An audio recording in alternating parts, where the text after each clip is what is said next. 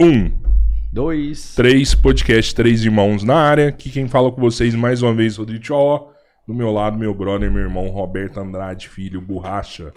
Na mesa hoje, nosso diretor Pedro Henrique. E aí, Robertinho?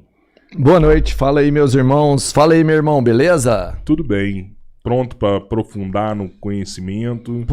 Pronto demais. Um cara bacana que faz diferença no que faz. Entender como você pode entrar em alta performance. Então, e ele não só fala não, ele faz, mano. Que você olha pra ele e fala assim, pô, esse cara...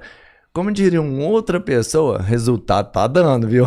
É importante, né? Faz parte do... Resultado tá dando. Né? Você tem que mostrar que o que você faz, você vive também, né? Também. Cara, eu vou cortar um segundo aqui só pra me falar uma coisa que me deixou muito indignado. Que é o seguinte, mano, a gente começou aqui, já tem um ano mais ou menos, e a gente deu voz pra muita gente. Certo. Trouxe muita gente que queria falar, a gente precisava de falar.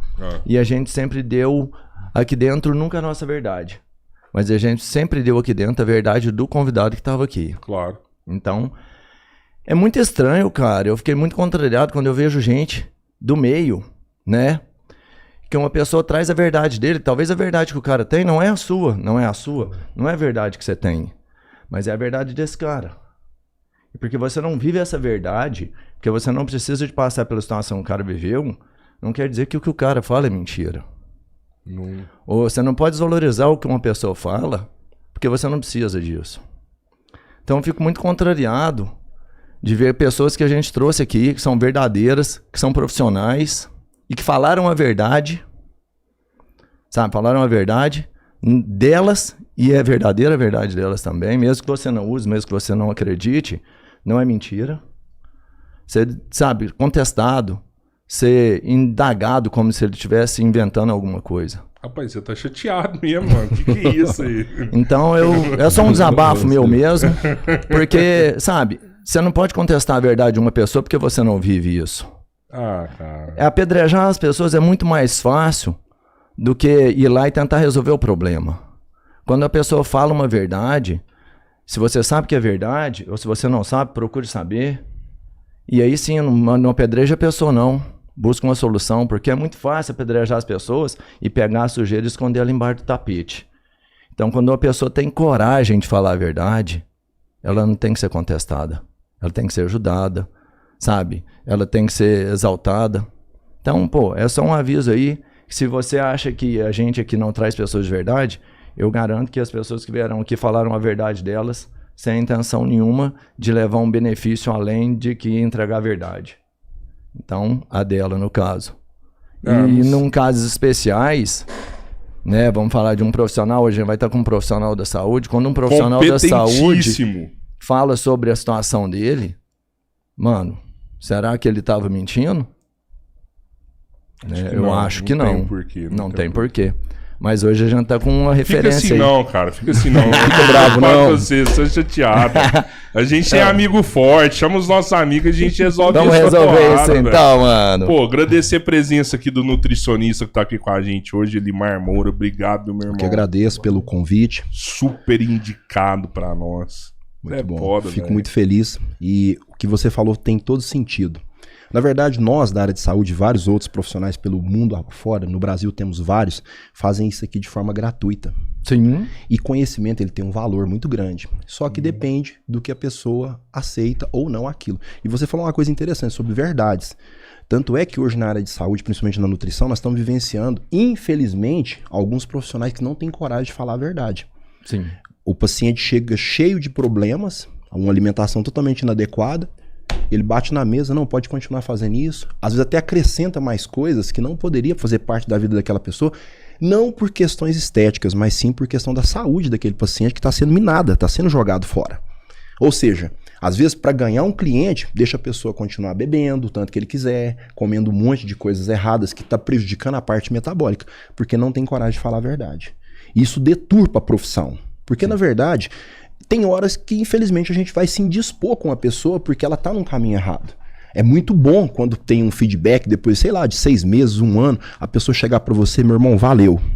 Num primeiro momento, muitas coisas que você me falou ali, que você mudou na minha vida, eu achei ruim. Mas hoje eu entendo e vejo que eu tenho uma saúde muito melhor do que a que eu tinha.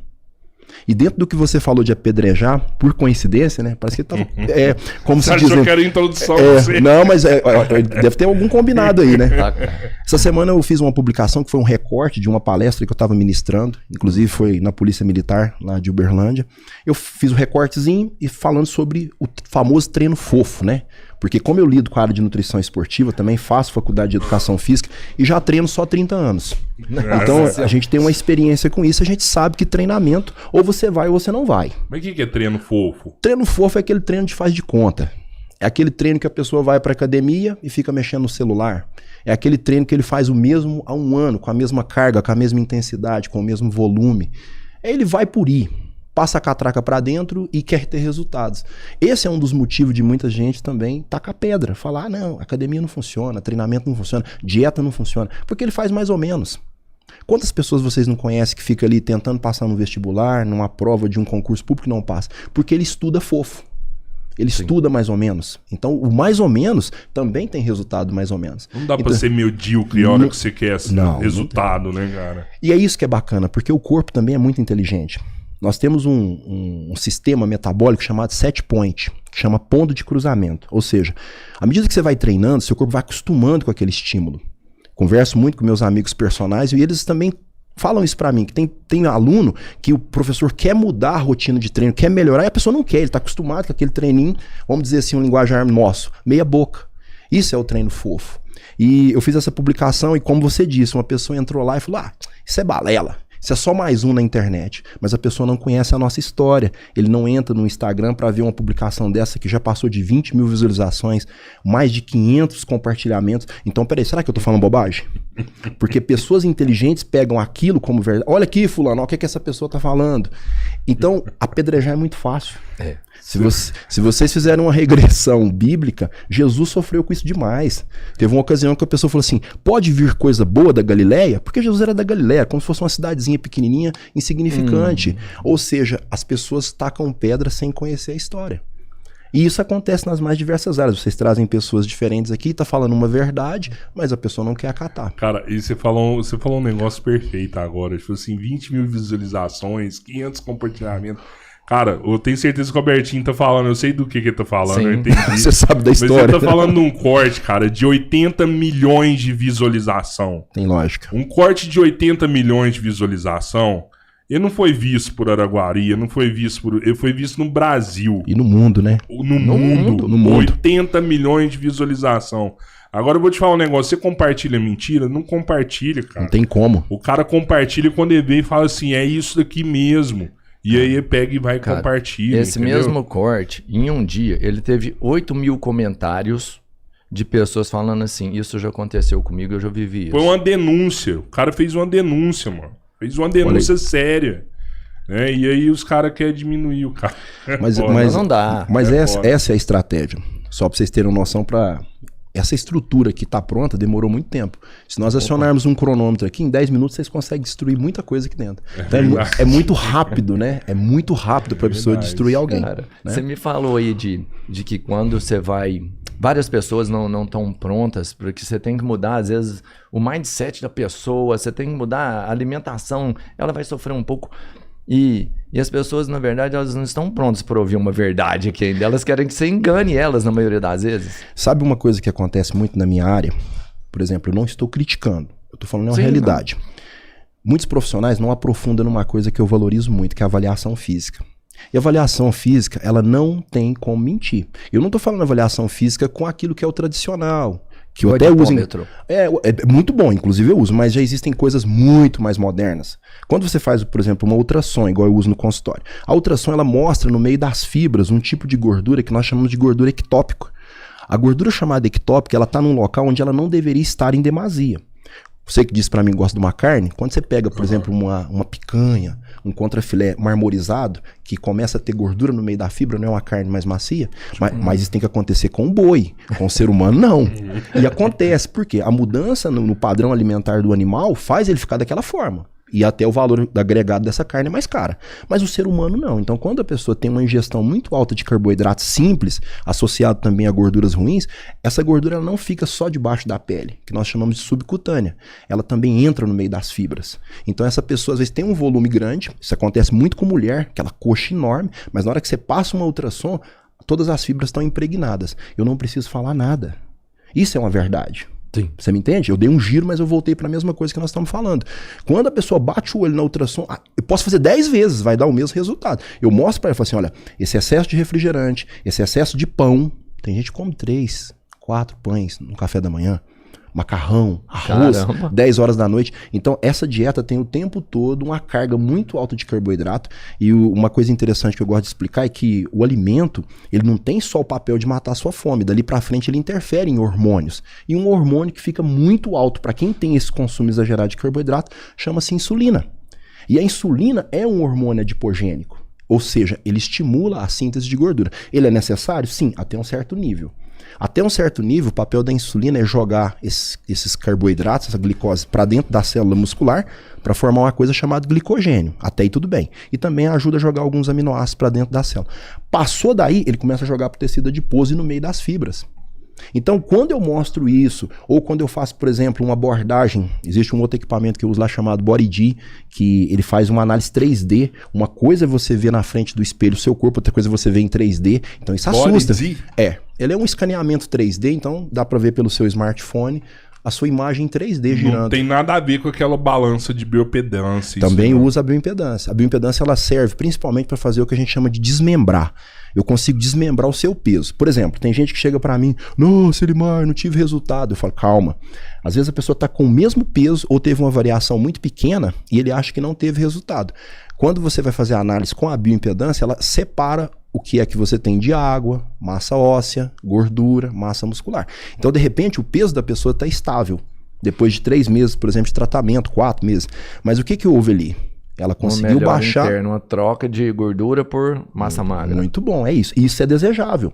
Lembra que nós não são várias ferramentas, então... E a ferramenta é uma forma de você falar a verdade. E agora... O BodyD estava falando, ele dá um scanner da pessoa? Ele faz, é como se você, por exemplo, vou escanear esse copo, né? Uma coisa, você vai ver esse copo em 3D. Então você começa a ver áreas que você não consegue ver com tanta precisão se você vê só no espelho, por exemplo.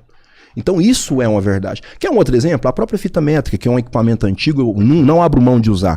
Só para você ter uma noção, a circunferência de uma mulher, ela tem que estar na casa de 80. Tá? A de um homem, 88. Isso é o normal, o ideal. A circunferência seria ali no quadril? Do abdômen. Abdominal. É a maior circunferência da região do abdômen. Então você pega, algumas pessoas infelizmente acumulam gordura nos flancos e você pega em cima do umbigo. Então 80 e o homem 88, esse é o limite. Você pega o número 14 e soma nos dois. Então se somar 80 com 14 dá 94. Então esse seria o limite para a mulher. Acima de 94, essa mulher já está obesa. De 80 a 94, ela está com sobrepeso. Depois nós vamos falar um pouco sobre o que é esse sobrepeso. E o homem é a mesma coisa. De 88? De 88 a 102, ele está com sobrepeso. De 102 para frente, ele está obeso. E qual é essa obesidade? A obesidade na forma de maçã, que é a mais perigosa. Porque uma coisa é a pessoa acumular gordura no quadril, como é o caso da mulher, que é o formato pera. Agora, essa gordura que nós estamos vendo tanto homem como mulher acumular na região central é principalmente uma gordura chamada gordura visceral. É a que mata. Muito bom, porque na verdade ela é como se fosse um ímã. Um ímã para quê? Coisas boas? Não, só coisas ruins. Então ela aumenta uma coisa chamada resistência insulínica, ou seja, a sua insulina não funciona bem, esse pâncreas começa a trabalhar de forma demasiada e tudo em nós tem um fim. Nós temos uma vida útil. Hoje você pega um smartphone, chega uma hora que ele vai começar a travar, vai começar a não ter a mesma velocidade, chegou a hora de você trocar. Um carro, você tem que retificar um motor e vai. Então, conforme o jeito que você usa esse pâncreas, ele entra em falência. Por coincidência, hoje, eu avaliei um paciente, tá obeso, infelizmente, e geralmente quando eu percebo que a pessoa está com resistência insulínica... Desculpa te cortar, mas obeso ou obesidade mórbida? Tem diferença ou é a mesma coisa? A mórbida é quando a pessoa tem um peso extremamente exagerado. E esse peso, parte dele é só gordura. Porque a obesidade, olha que interessante sua pergunta. A pessoa não precisa ser muito pesada para ser obesa. Existem pessoas que com 80 quilos já são obesas. Por quê? Ele tem uma desproporção na quantidade de massa muscular em comparação com a gordura. Então, não necessariamente a pessoa precisa ser muito pesada. Eu canso de ver pessoas lá que são teoricamente leves, mas quando eu faço uma avaliação, ela tem 40% de gordura corporal. Boa parte do nosso peso é água. E um restante é massa muscular e uma carga menor de minerais. Então, se essa pessoa já tem 40% só de gordura, o que sobra? E essa pessoa é obesa. E às vezes com 80, 70 quilos. Mas olhando assim visualmente, ela não aparenta. Não aparenta. É o famoso falso magro ou falsa magra. Nossa. Será que eu sou esse negócio, mano? Será que eu sou esse falso aí? Nós não estamos falando de verdades, mitos e verdades. Então, essa é uma verdade. A avaliação física, ela serve para isso. Mas você sabe que, cara, esse assunto é um assunto que eu tenho um pouco de medo de falar. Eu tô falando aqui agora porque você tá aqui. E você é sincero, né? Não, nem isso. É porque, cara, você tem propriedade de você falar, você estuda isso, você vive disso, né? Mas eu fico aqui no podcast com outras pessoas, eu fico pisando em ovos. Porque eu tô vendo que a gente tá vivendo um tempo, cara, que a gordura tá sendo exaltada, sabe? Ou ela não é exaltada. Normalizada. Ela tá sendo normalizada, entendeu? Esse dia pra trás eu chamei uma pessoa, falei, pô, que gordinho ali, vieram me chamar a atenção. Pô, mas você não pode chamar ele de gordinho, não sei o quê, ele é assim, porque tá feliz assim e tal. Falei, pô, mas eu sou gordo também, eu sou obeso mórbido. Eu sou o grau mais alto, eu posso falar disso aí, Não, mas não sei o que. Velho, isso é uma doença. Isso é uma doença, a gente tem que falar disso sim. E falar como doença, não como padrão. Não pode romantizar isso. Não dá aí. Pra romantizar isso daí. Se a pessoa tá assim, ela tem que tratar, porque senão ela vai morrer. Recentemente, não sei se vocês viram essa reportagem de uma criança que teve que a família entrar na justiça para ser autorizado a fazer uma cirurgia bariátrica nessa criança, porque ela tem um distúrbio. Ela tem um distúrbio metabólico onde ela não consegue ter saciedade. Então, para você entender, ela é muito obesa, a criança. Então, graças a Deus conseguiu, e agora tanto a terapia nutricional como a cirurgia e outros fatores vai tirar ela desse quadro, mostrando justamente o que você acabou de falar. É uma doença. Tanto é que existe uma CID.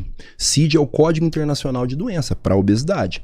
Agora, cabe nós entendermos assim, nós temos que respeitar as pessoas. Eu sou da raça negra, eu sei muito bem o que é preconceito, e realmente a gente não tem que ter preconceito com as pessoas. Seja pela questão social, se é rico, se é pobre, se é amarelo, se é azul, se tá obeso ou não. Mas o que nós estamos vendo hoje são pessoas tentando colocar isso como normal. É como a criminalidade. Ah, é normal, é um coitadinho. De repente é um amigo seu que foi criado junto com você, com as mesmas condições. Mas num dado momento da vida dele, ele resolveu enveredar pro lado do crime. Escolhas diferentes. Opa, mas eu não tive oportunidade. Como assim? Eu sou de periferia. Eu sou da raça negra. Eu perdi meu pai, eu tinha 7 anos de idade. Mas nada disso justifica pra pessoa enveredar pra esse lado. Ah, porque eu tive um distúrbio na infância, por isso que eu como muito, hoje eu tô com 180 quilos. Se vocês observarem aquele programa Quilos Mortais, vocês podem observar que aquelas pessoas têm comportamentos muito semelhantes. Qualquer episódio que você assistir. Primeiro, geralmente tem-se uma justificativa pra estar fazendo aquilo, comendo daquela forma. E segundo, muitos deles não querem a ajuda, principalmente da família. E aí tudo bem, tem toda a questão do programa, que tem toda uma dramatização, mas a gente vê que o comportamento é comum. Eles comem muito. Pode haver algum distúrbio a nível psicológico? Sim, pode. Pode ter distúrbio a nível metabólico? Sim, mas na maioria das vezes são escolhas. Tem uma frase que eu gosto muito de usar que diz assim, que na vida nem tudo é castigo ou prêmio. São escolhas. Então, muitas pessoas que hoje estão obesas, eles também se apoiam nisso. Ah, mas aqui eu vou engordando, depois eu faço um procedimento estético. Ah, eu vou engordando, depois eu tomo um remédio, eu resolvo. E não é assim. E muitas dessas pessoas se arrependem por, às vezes, ter essa linha de pensamento do que você falou, da normalização disso. E outra coisa, quando nós analisamos exames laboratoriais, raramente uma pessoa que está obeso não tem marcadores, que nós chamamos de marcadores pró-inflamatórios, que são marcadores de câncer. Por isso que você observar na... Cara...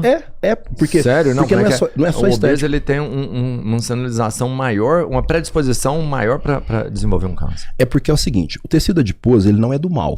Ele é necessário. Não esse visceral. O visceral, se você puder mantê-lo o mais baixo possível, é muito bem-vindo. Mas o tecido adiposo, ele libera um hormônio chamado adiponectina. É um hormônio do bem. Melhora a sensibilidade à insulina, ele é anti-inflamatório e por aí vai. Isso até um certo ponto. Quando essa pessoa começa a acumular muita gordura, ele para de produzir esse hormônio da quantidade ideal e muda todo o contexto. Aí ele vai produzir o quê? NF-kappa-beta, fator de necrose tumoral, interferon gama e outros marcadores pró-inflamatórios. Então, quando você pede, por exemplo, um dímero D, que é um exame que nós pedimos, uma proteína C reativa, essa pessoa obesa, ele tem esses marcadores altos o tempo todo. É um tipo de inflamação que a pessoa não sente nada, ele não sente dor. Diferente, por exemplo, de você se levantar dessa mesa e bater a perna na mesa e, de repente, machucar o joelho. Vai doer por um período porque é uma inflamação aguda. Essa inflamação do obeso, ela é uma inflamação não perceptível. Então, quando, por exemplo, essa pessoa tem qualquer quadro de doença, é mais difícil para o sistema imune funcionar nessa pessoa. Então, geralmente, tem mais tendência a infarto, ele tem mais tendência a AVC. Vocês acham normal? Pessoas com 35 anos, como nós temos visto hoje, desenvolver tanto câncer, desenvolver AVC, nem que seja um AVC leve, mas sem grandes sequelas, mas foi um AVC, por causa desses comportamentos. Porque o que essa pessoa come inflama. Quer um exemplo? Ferritina. Bom, a ferritina, isso é novo, ou não? Não, a ferritina, até tem pessoas, infelizmente, que confundem essa ferritina muito alta numa pessoa que está com um grau de obesidade com excesso de ferro. Não é. Você pode olhar que a ingestão de ferro, que você mede o ferro sério, que mede a ferritina é muito alta. Hoje, por exemplo, eu vi uma pessoa na casa de 1000. Ele falou pra mim, até brincando, a minha já chegou a quase 2000. Então essa pessoa está extremamente inflamada. O normal seria o quê? Uma ferritina para homem em torno de 400, mulher até 150. Mais do dobro. Mais do dobro. E isso é silencioso. Por isso que nós estávamos falando de verdade, agora eu vou citar outra parte que eu também abordo muito, que é a parte de exames laboratoriais. E muitas vezes eu acabo sendo até criticado, porque quando a pessoa pega um pedido de exame meu, ele é um pedido mais extenso. Ah, esse nutricionista está inventando moda. Eu não estou inventando moda. Você tem ideia? Você olha tudo, pede tudo. Hormônio, vitamina. De ponta a ponta. Até exames de fezes eu peço. Por quê? Porque eu quero olhar a pessoa como um todo. E raramente passa uma pessoa sem que eu ache nada. Ah, Elimar, por quê? Porque você é o excepcional? Não, é o jeito de olhar. É a abordagem. É como você pegar seu carro e levar para uma pessoa fazer uma revisão e a pessoa dizer para você assim, ó, beleza, pode levar seu carro embora, eu só olhei aqui água e óleo, tá tudo certo. Isso não é revisão, isso é muito pouco. Meu amigo, você vai largar seu carro aqui comigo e vai ficar 2 dias. Desmonta a roda, olha rolamento, arranca bico injetor, o que trinchar, freio, tudo, motor, aí, chassi, tudo. De repente você iria usar esse carro para fazer uma viagem e ele te salva. Ele falou, meu irmão, se não tivesse estrago, você ia ficar na estrada. Então a mesma coisa é essa abordagem através dos exames e isso é importante. Então, na verdade, eu não estou inventando moda. Por coincidência, essa semana, vamos dizer assim, de cada 10 exames de imagens que eu avaliei, 8 tinham problemas. Cisto nos rins, pedra nos rins, que nós chamamos de litíase, pedra na vesícula, hoje virou mato. Por quê? Alimentação errada. A pessoa muda o padrão da bile e essa bile passa a ficar mais propensa à formação, primeiramente, de uma coisa chamada lama biliar e depois formam as pedras. Mas aí o nutricionista cuida ou ele encaminha pro médico? Pergunta boa, hein? Acho que esse cara tava com as perguntas anotadas. Tá, né? não, tá aqui embaixo dele, aqui, ó. Mano. Muito bom. Existe vamos dizer assim, uma ideia muito bem feita que criaram alguns anos atrás, chamada equipe multidisciplinar. Mas, infelizmente, tem muita gente que não tem essa visão. Então, por exemplo, o educador físico, ele detecta que a pessoa tem um problema, desvio de coluna, sei lá, uma escoliose. Ele vai passar para o ortopedista, vai passar para o fisioterapeuta, beleza. Quando eu peço um exame que foge do meu contexto, eu encaminho. Constantemente eu faço isso. Por exemplo, recentemente, eu avaliando um paciente meu, já um paciente antigo, ele me mandou uma mensagem agradecendo. Ele estava com um quadro na vesícula que chama vesícula esclerotrófica. O que é isso? Ela vai inflamando ao longo do tempo e ela desenvolve pedras muito pequenas. E o próximo passo é o câncer. Uhum. E é silencioso. E ele agradecendo, falou assim, Mar, por causa desse exame que você pediu, o médico já marcou a minha cirurgia. Então, dali pra frente, outro profissional segue. Cara, mas a maioria das doenças engorda assim é silenciosa, né, cara? Isso é um trem meio doido também, né, cara? É porque, olha que bacana, tem um termo que eu gosto muito de usar que fala assim, ó, que a sintomatologia nem sempre caminha com a doença. Ou seja, de repente a pessoa tem um quadro instaurado, mas isso vai demorar muito tempo. Só pra você ter noção, um câncer de pâncreas, ele pode surgir e manifestar somente depois de 20 anos, leva muito tempo. Inclusive, muita gente hoje tem câncer de cabeça de pâncreas por causa de fumar. E a pessoa acha que fumar só vai agredir o pulmão, e não é. Por causa da quantidade de toxicidade que vai acumulando. Cigarro normal ou pendrive? A todos eles. Porque, na verdade, até recentemente teve um lançamento aí de pendrive fitness, né? O pessoal tentar colocar alguns aminoácidos, né? Sério? Colocaram... Mas parece que já foi até proibido. Vai ver, não tem nada disso também, tem nada né? disso. É só mentira. Até porque, olha que interessante, alguns tipos de nutrientes, eles têm que passar por toda uma parte metabólica para ser transformada em forma ativa. Foda pra caralho. Se você tomar, por exemplo, uma vitamina B12 e ela não converter em metilcobalamina, não adiantou nada.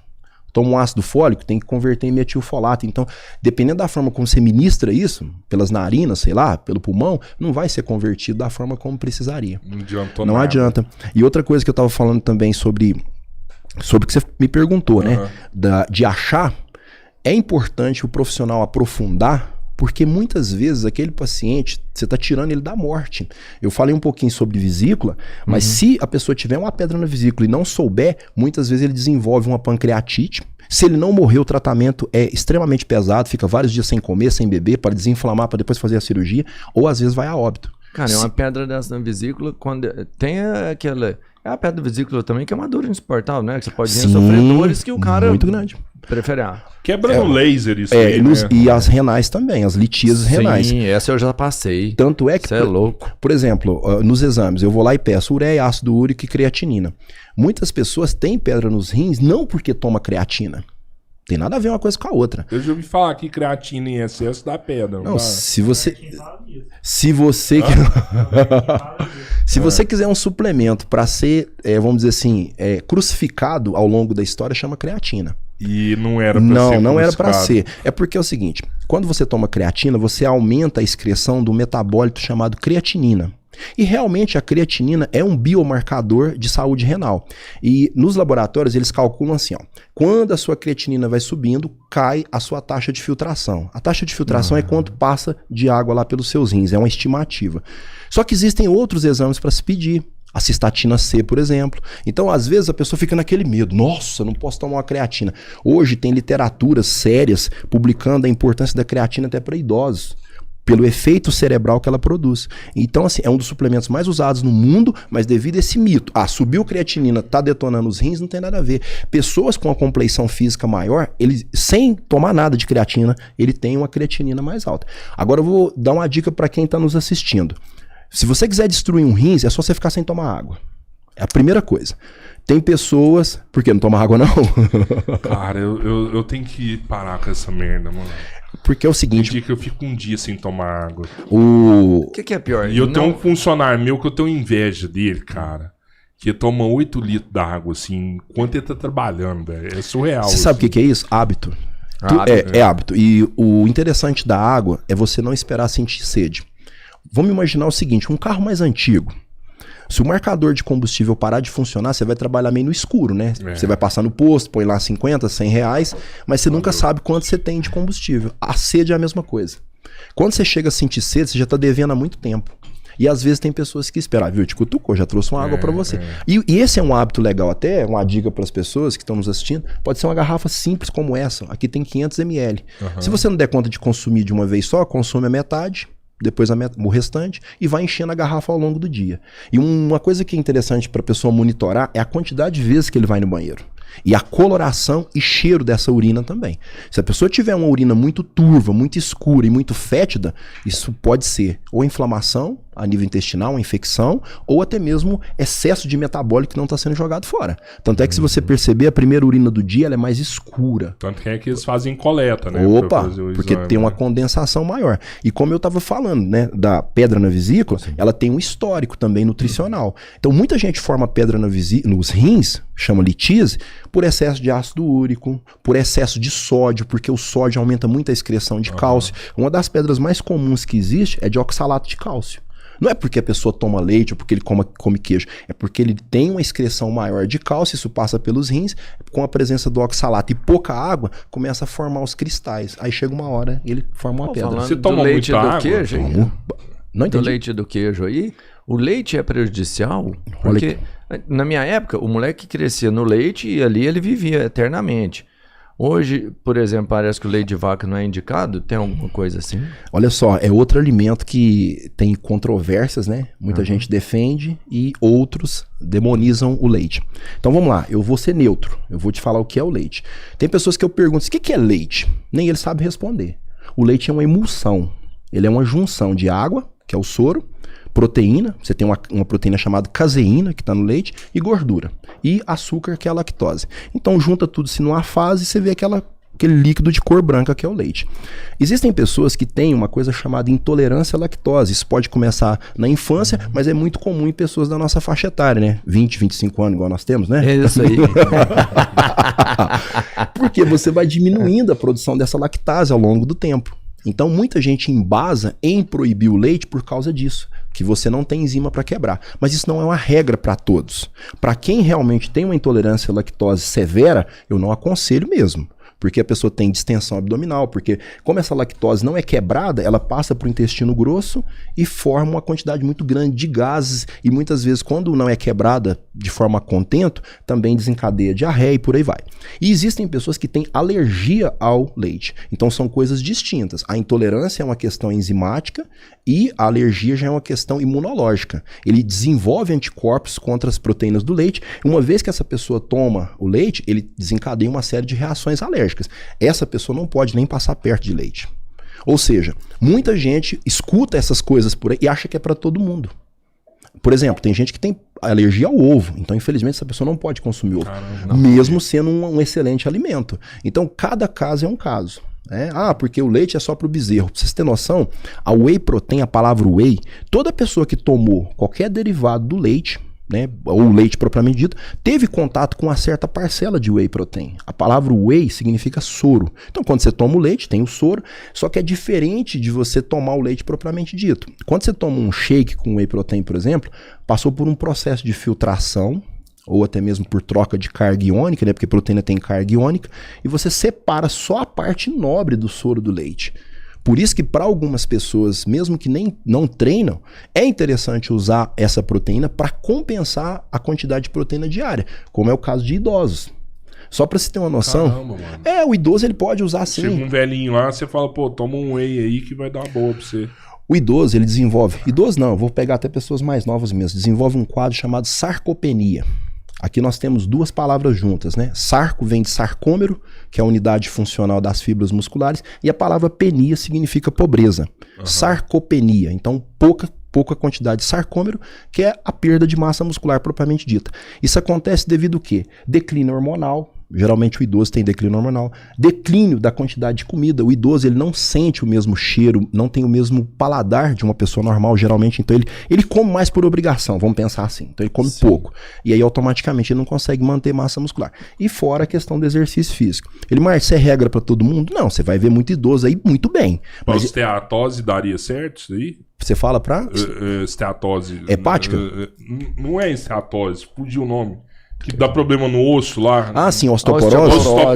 Osteoporose. Eu vou aproveitar e vou tocar nesse assunto também. A osteoporose, porque muita gente pensa que o osso é só cálcio, né?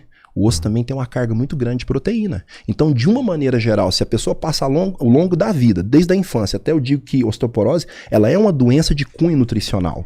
Começa lá na infância. Imagina um menino ou bebezinho que a mãe dá Coca-Cola na mamadeira para ele. Em vez de dar outro alimento rico em cálcio. E outra, cálcio a gente não tira... Osteoporose na infância. Não chega a acontecer na infância, mas o quadro está sendo criado.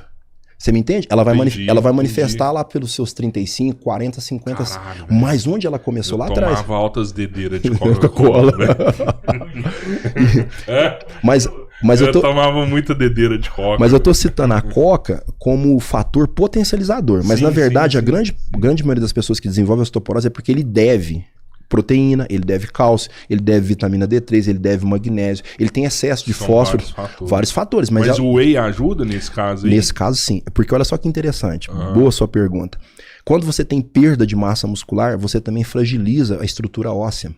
Por isso que tem idoso, toma um tombo bobo lá no banheiro, morre. Ele, dependendo da fratura, ele vai... Fêmur.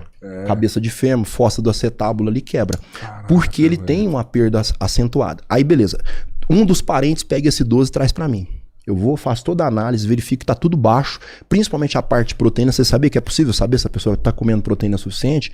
A gente vai em cima da ureia, que é um lixo metabólico que é jogado fora. Então, em cima da ureia, eu sei se a pessoa tá comendo pouco ou muita proteína, tá devendo. E fora pela avaliação física também. Eu vou lá e prescrevo uma dose de whey protein para esse idoso dentro daquilo que é o regular de proteína, sem exageros. Aí aparece 1001 parente que nem ajuda a cuidar daquele senhorzinho ou daquela senhorinha e começa a criticar. Nossa, vai matar meu avô, vai matar meu pai. Mas eles não entendem o processo, porque nós trabalhamos com proteínas de alto valor biológico. Lembra que nós conversamos um pouquinho sobre a proteína que tem na fruta é uma coisa, a proteína que tem nos grãos é outra e a proteína de origem animal é outra. Então, por exemplo, quando você pega uma proteína de alto valor biológico do ovo, ela é muito superior a esses tipos de coisas que o idoso come. Ah, é uma sopinha, é uma bananinha amassada. Não, ele até pode comer isso sim, mas se ficar devendo proteína, o sistema imune dele vai embora, a massa muscular vai embora e a massa óssea também. Você muda a vida do velhinho a hora que ele entra nisso aí. É óbvio que não vai ser só a entrada da whey protein, mas também alimentos ricos em minerais, vitaminas, porque nós trabalhamos assim, ó. Existem 3 macronutrientes que nós temos que manter todos os dias: carboidrato, proteína e gordura. O que acontece hoje no dia a dia, as pessoas têm uma ingestão muito superior de carboidrato, fica devendo na proteína e geralmente o tipo de gordura que come é gordura ruim. Gordura sofre o mesmo preconceito, igual nós estamos falando de ovo, de leite, por aí vai. Gordura é bem-vindo. Tem gente que deixa de comer um abacate porque tem gordura, só que a gordura do abacate é uma gordura boa. Ela é monoinsaturada. E hoje as pessoas têm uma quantidade muito grande de gordura saturada sendo consumidas e o que a gente chama de ômega 6 em demasia. Qual que é a gordura ruim hoje? A pior de todas? A gordura do óleo, né? Acho que é fritura, não sei. Margarina. Quanto mais você refina um óleo, pior é. O processo de refino, de clareamento e por aí vai. Mas vamos pensar o seguinte, a pior gordura que tem para uma pessoa ingerir chama-se gordura trans. O que é isso? Existe uma cadeia carbônica e altera-se a posição desses carbonos. Então você tem uma gordura que é cis e a trans, você altera a posição. Coisa simples que é feita pela indústria. Adiciona-se hidrogênio nessa gordura. A grosso modo explicando, não vamos entrar em bioquímica aqui agora, né? Inclusive é uma das áreas que eu mais amo. O cara é uma enciclopédia humana, maluco. Você é profundo, sim, você é profundo no assunto, cara, sabe? Você sabe o nome, o termo que aconteceu, de onde surgiu. Parabéns, mano. Mas dá pra entender o sucesso de onde veio. Mas é isso que a gente tenta fazer. Eu até explico para as pessoas que eu não vendo consulta, eu vendo consultoria. Eu quero que a pessoa aprenda. Eu não quero que a pessoa fique dependente de mim pro resto da vida. Eu quero que ela aprenda. Uma vez que você aprende o que você pode, o que você não pode, você pode estar num resort, você pode estar num restaurante, você pode estar em qualquer lugar que você sabe o que você pode e o que você não pode fazer. Nós não começamos falando de conhecimento? Sim. A ideia da consultoria é ensinar, né? A palavra de Deus fala no livro de Mateus, quem tem ouvido, ouça, né? Ouvir é diferente da pessoa escutar. Ele ouviu, aprendeu. Pera aí um pouquinho. Posso tomar um copo de coca vez ou outra na minha vida? Pode, você não vai morrer por causa disso. Mas todo dia você tomar 2 litros? Nós estávamos falando de gordura trans. Às vezes a pessoa quer comer uma pizza, uma borda recheada de catupiry. Se ele fizer isso uma vez no mês, ele não vai morrer. Depende também do quadro dessa pessoa. Mas, de uma maneira geral, esse tipo de gordura, se ela for consumida em demasia de forma constante, ela muda o seu perfil lipídico. O que é o perfil lipídico? Você olha lá os níveis de colesterol total, HDL e LDL, que inclusive LDL tem uma fama de ser chamado de colesterol ruim. LDL nunca foi ruim, ela só é ruim quando ela muda e tem 3 características, né? Quando ela é densa, oxidada e pequena, mas você precisa de LDL. Se você não tiver LDL, você morre, porque você não carrega vitamina K2. Mas quando você usa esse tipo de gordura, você passa a ter níveis muito elevados de colesterol. Isso derruba os níveis de HDL, que é bem-vindo, é uma molécula protetora, e a sua LDL sobe e ainda oxida. Ou seja, só porque você está comendo uma gordura que não tem origem, vamos dizer assim, da natureza, ela é produzida. O bacon é bom? Ele é bem-vindo, desde que a pessoa já não apresente algum tipo de dislipidemia. Porque quer queira, quer não, tem pessoas que não fazem aquele processo de escorrer aquele excesso de gordura depois que você frita o bacon. Entendi. E um bacon bom, sobra muito pouca coisa de gordura, fica praticamente só a carne ali. Sim. Então, a pessoa que gosta de comer bacon também não pode ter, vamos dizer assim, aquele receio de investir. Por que você perguntou isso? Que eu adoro bacon. Você adora bacon? E aí, assim, não gosto de falar mal de bacon, não. A gente tava falando de gordura. Bacon é vida. Então, por isso, a gente tava falando de gordura, né? Eu falei, pô, será que o bacon é bem-vindo, mano? Ter perguntado. Só o que não pode é a pessoa ter uma constância disso todos os dias, né? Comer muito bacon e por aí vai. Agora, você tocou num assunto interessante, que eu sempre falo que a gente tem que fazer por merecer. Né? Se você observar alguns tipos de trabalho, por exemplo, um gari, um trabalhador rural, um trabalhador braçal, dificilmente você vê uma pessoa... de pedreiro, que o cara não carrega uma massa ali o tempo todo. Ele tem uma demanda muito alta de calorias e energia. Então, o que entra nessa dieta dele não provoca esse efeito de ganhar tanta gordura como uma pessoa normal. O que as pessoas estão pensando hoje? Ah, eu vou pra academia, passo a catraca pra dentro e tá tudo certo. Dependendo desse padrão de treino, ele tá ajudando de alguma forma? Tá, mas ele não dá esse direito da pessoa achar que pode aumentar até a quantidade de coisas que ele ingere. Então, quando a pessoa segue bonitinha a dieta ali durante a semana como um todo, ele pode ter algumas aberturas sim, desde que não seja nada exagerado. Mas por que disso? É porque quer queira, quer não, se a pessoa permanecer muito tempo somente naquele padrão alimentar, privar de tudo aquilo que ele gosta, porque tem algumas coisas na nossa vida que ela tem até mesmo um efeito nostálgico. Às vezes um pão de queijo que a sua mãe fazia, um bolo que a sua avó fazia. Não, nunca mais vou poder comer um pedaço de bolo. Nunca mais. Não existe isso. Ele pode, desde que ele faça durante toda a semana correta. No final de semana ele pode fazer 1, 2 refeições livres sem problema nenhum. Eu até nem gosto das pessoas que usam esse termo, né? O dia do lixo. Como assim dia do lixo? Comida não é lixo. É uma refeição livre. O que é uma refeição livre? Algo que você gosta de comer. Mas o cara não vai comer 1 quilo de pão de queijo. Não vai comer uma forma de bolo de cenoura. Pronto. Vai comer um pedacinho. Vai comer um pedaço. Matou vontade total. Porque precisa disso. Mas é difícil, né, cara? Assim, do jeito que você fala, cara, eu queria muito comer entrar uma numa dessa. Não, eu queria entrar numa dessa, numa parada saudável e tal. Mas aí a hora que você fala assim, pô, faz certa semana inteira. E aí no final de semana, beleza, 2 refeições. Pô, você fode o cara todo já, sabe? É Como foda. assim, Camilete? Não, porque é difícil, cara. A gente é gordo, a gente sofre sabendo que vai ter que abdicar de coisas a semana inteira e só no final de semana você vai poder 2 vezes, deixa eu te velho. falar. É por isso que você precisa de um vezes. profissional. Ele vai te passar um processo que não vai ser essa caminhada que você tá enxergando. Isso vai acontecer naturalmente, sabe? É por isso que tem que ter um cara foda. Dá pra acontecer naturalmente, assim? Dá pra ter essa adaptação? Eu vou... Ou tem que chegar com os 2 pés na porta e é isso Esse agora? que é o bom. Dos 2 pés, ó, velho. Ah, o bom é que ele faz a introdução e depois pergunta da forma como eu gostaria de responder. É isso mesmo, top. Então vamos lá. Por coincidência, nesse mês de março agora, eu vou contar um pouquinho da minha história. Eu completei 28 anos que eu servi o exército. É um tempo bom, né? 28 anos já. Quase 30 daqui a pouco. Quando o recruta entra no exército, você começa tudo muito dentro do padrão. Vai ensinar ele a marchar, vai ensinar ele a colocar um fardamento, ele vai ter depois um contato com armamento e por aí vai. Tudo muito dentro de um padrão. Quando passa um tempo, tudo aquilo para ele se torna normal. Então, quando você pega um menino aí de 18 anos de idade, para muitos, ele não tá habituado a acordar cedo, ele não tá habituado a seguir ordem, nada, mas depois se torna normal. Quantas pessoas que eu vi no quartel que no início ele odiava aquilo, depois de um certo tempo ele queria até seguir carreira. Porque nosso corpo ele é adaptável a tudo aquilo que você vai mudando. Então, se porventura chegar de sola, como você falou, assusta. Da mesma forma que nós falamos no início, quando o profissional da área de saúde é muito permissivo, pode fazer o que você quiser, não dá certo, também se chegar muito de sola, às vezes assusta. Então você começa devagar. Por exemplo, faça de conta que a pessoa, todos os dias ele toma 2 litros de coca. Vamos tirando aos poucos, vamos diminuir para 1, daqui a pouco meio litro, e depois de um tempo você vai olhar para a Coca-Cola, você não vai mais sentir aquela vontade. Eu como sanduíche todos os dias. Não, vamos diminuir isso aí? Que horário que você come? Como 11 horas da noite. Vamos comer mais cedo e vamos diminuir para 2 por semana? 3? Daí a pouco você vai mudando. Porque o horário influencia também. Muito, muito. Tem pessoas que são diagnosticados, entre aspas, com a diabetes, porque ele acorda com a glicose muito alta. E até eu deixo claro que no tratamento da diabetes a gente não tem que preocupar só com a glicemia. A gente tem que preocupar com a insulina e com a neurotoxicidade que a glicose em excesso faz.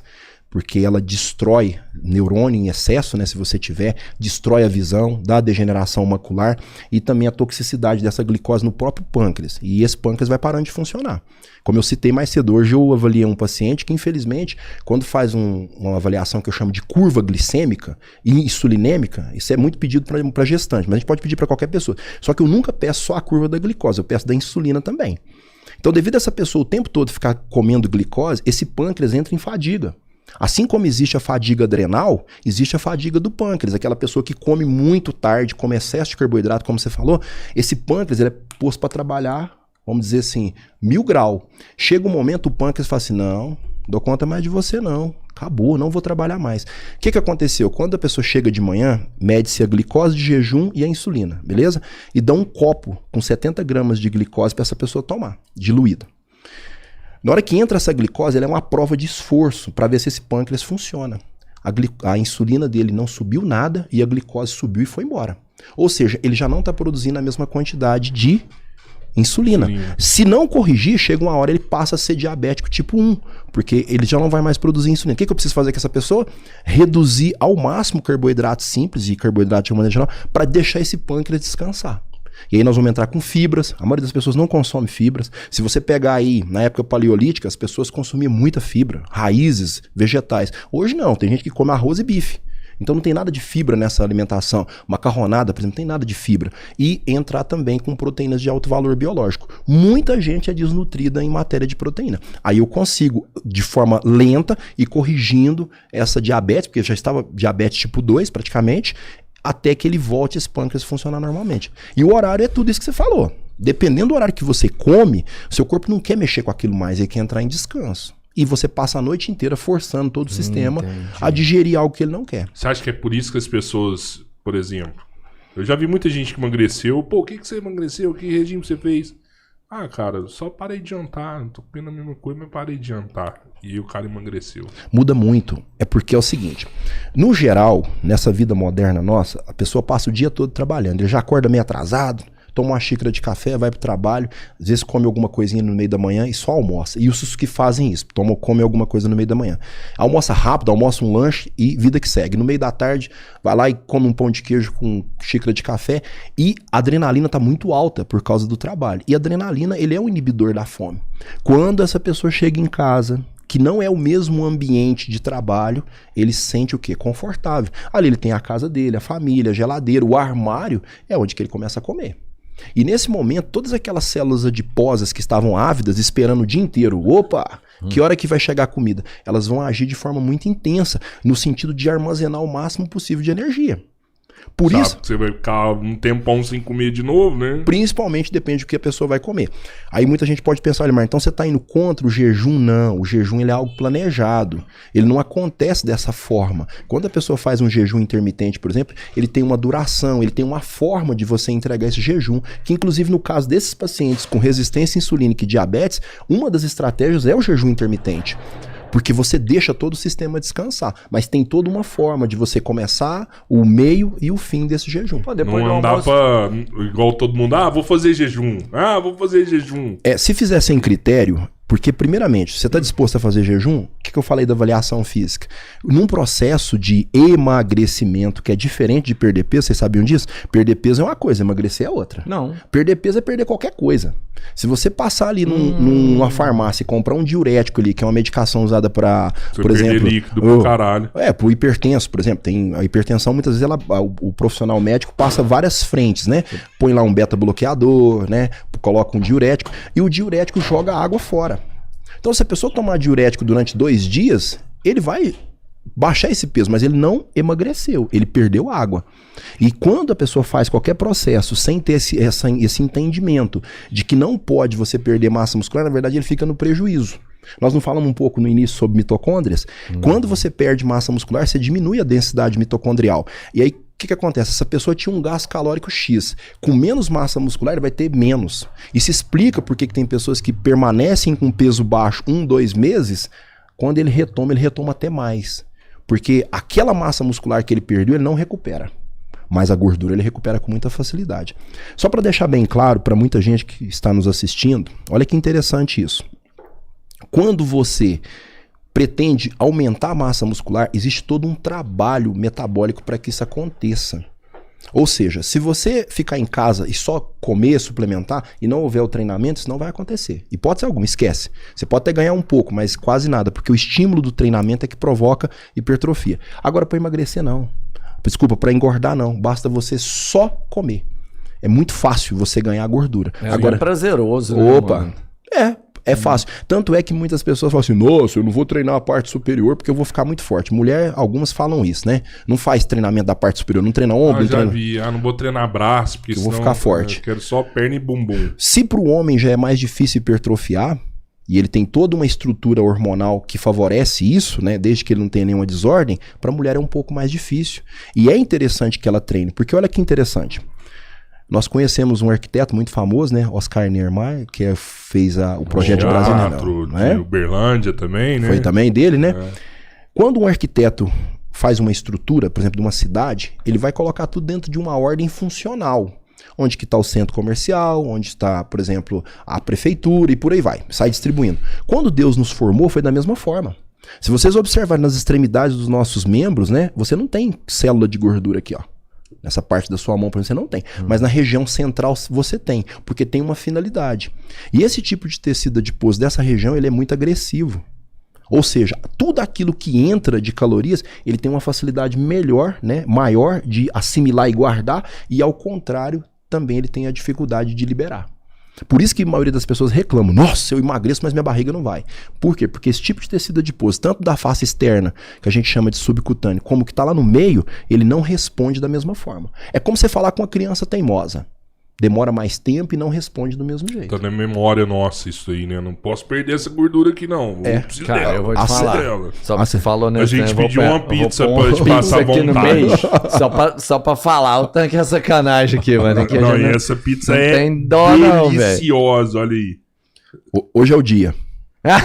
Hoje pode, né? Hoje pode. Sacanagem. Aí o final da semana você já não pode ter refeição livre. Você já fez durante a semana. Você consegue manter isso direitinho, assim, na sua vida? Assim, consegue, né, cara? Você treina em alto nível, né? Só pra você ter uma noção, eu vou citar uma coisa boba, que é uma polêmica, né? Nós estamos aqui pra falar sobre esses mitos. Sim. Eu, com 15 anos de idade, eu nem sonhava em fazer nutrição, mas já amava o esporte. Eu comecei a treinar, eu tinha 14 anos de idade. Uma pobreza tremenda, mas tudo bem. Fazer musculação. Musculação. 14 anos, cara. Inclusive é um mito, né? Muitos pais deixam de colocar a criança. Não, que meu menino não vai crescer. Não tem nada a ver uma coisa com a outra. Você acha que não tem nada a ver? Eu não sou alto, mas eu sou o mais alto da minha família. Não sou alto. Então não tem nada a ver com impedir crescimento. É óbvio que você não vai pôr uma criança que está iniciando para fazer agachamento livre, alguns exercícios... Uma carga... Não. Inclusive eu até aconselho, eu tenho vários colegas personagens que são especialistas nisso, em dar treinamento para um adolescente, porque está em fase de desenvolvimento e crescimento.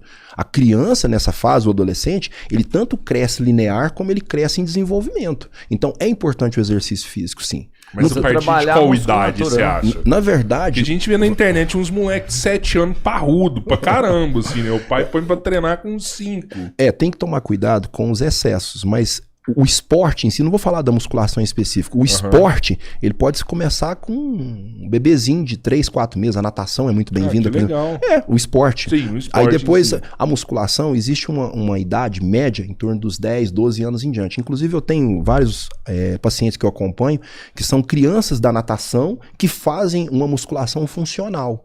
Não é aquela musculação tradicional lá, 4 de 8, não. É um trabalho funcional com menos carga, porque essa criança ela precisa de fortalecimento para as articulações e massa muscular. Mas hoje é outra realidade, né? Quando você começou com 14 anos, era igual para todo mundo, né?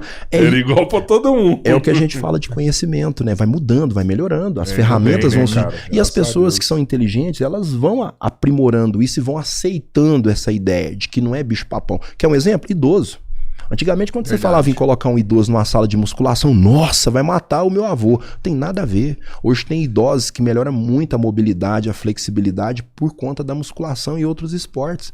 Então, quebra-se, né, esse mito da estética. Porque muita gente, quando pensa em musculação, eu quero buscar o benefício estético. E não é só isso. A academia mudou muito, né? A cabeça, quando você começou, devia só ter gente forte dentro da academia, né? Hoje você vê mais gente comum do que o cara shapeado dentro da academia, né? Até porque, olha que pergunta não, que colocação bacana que você fez.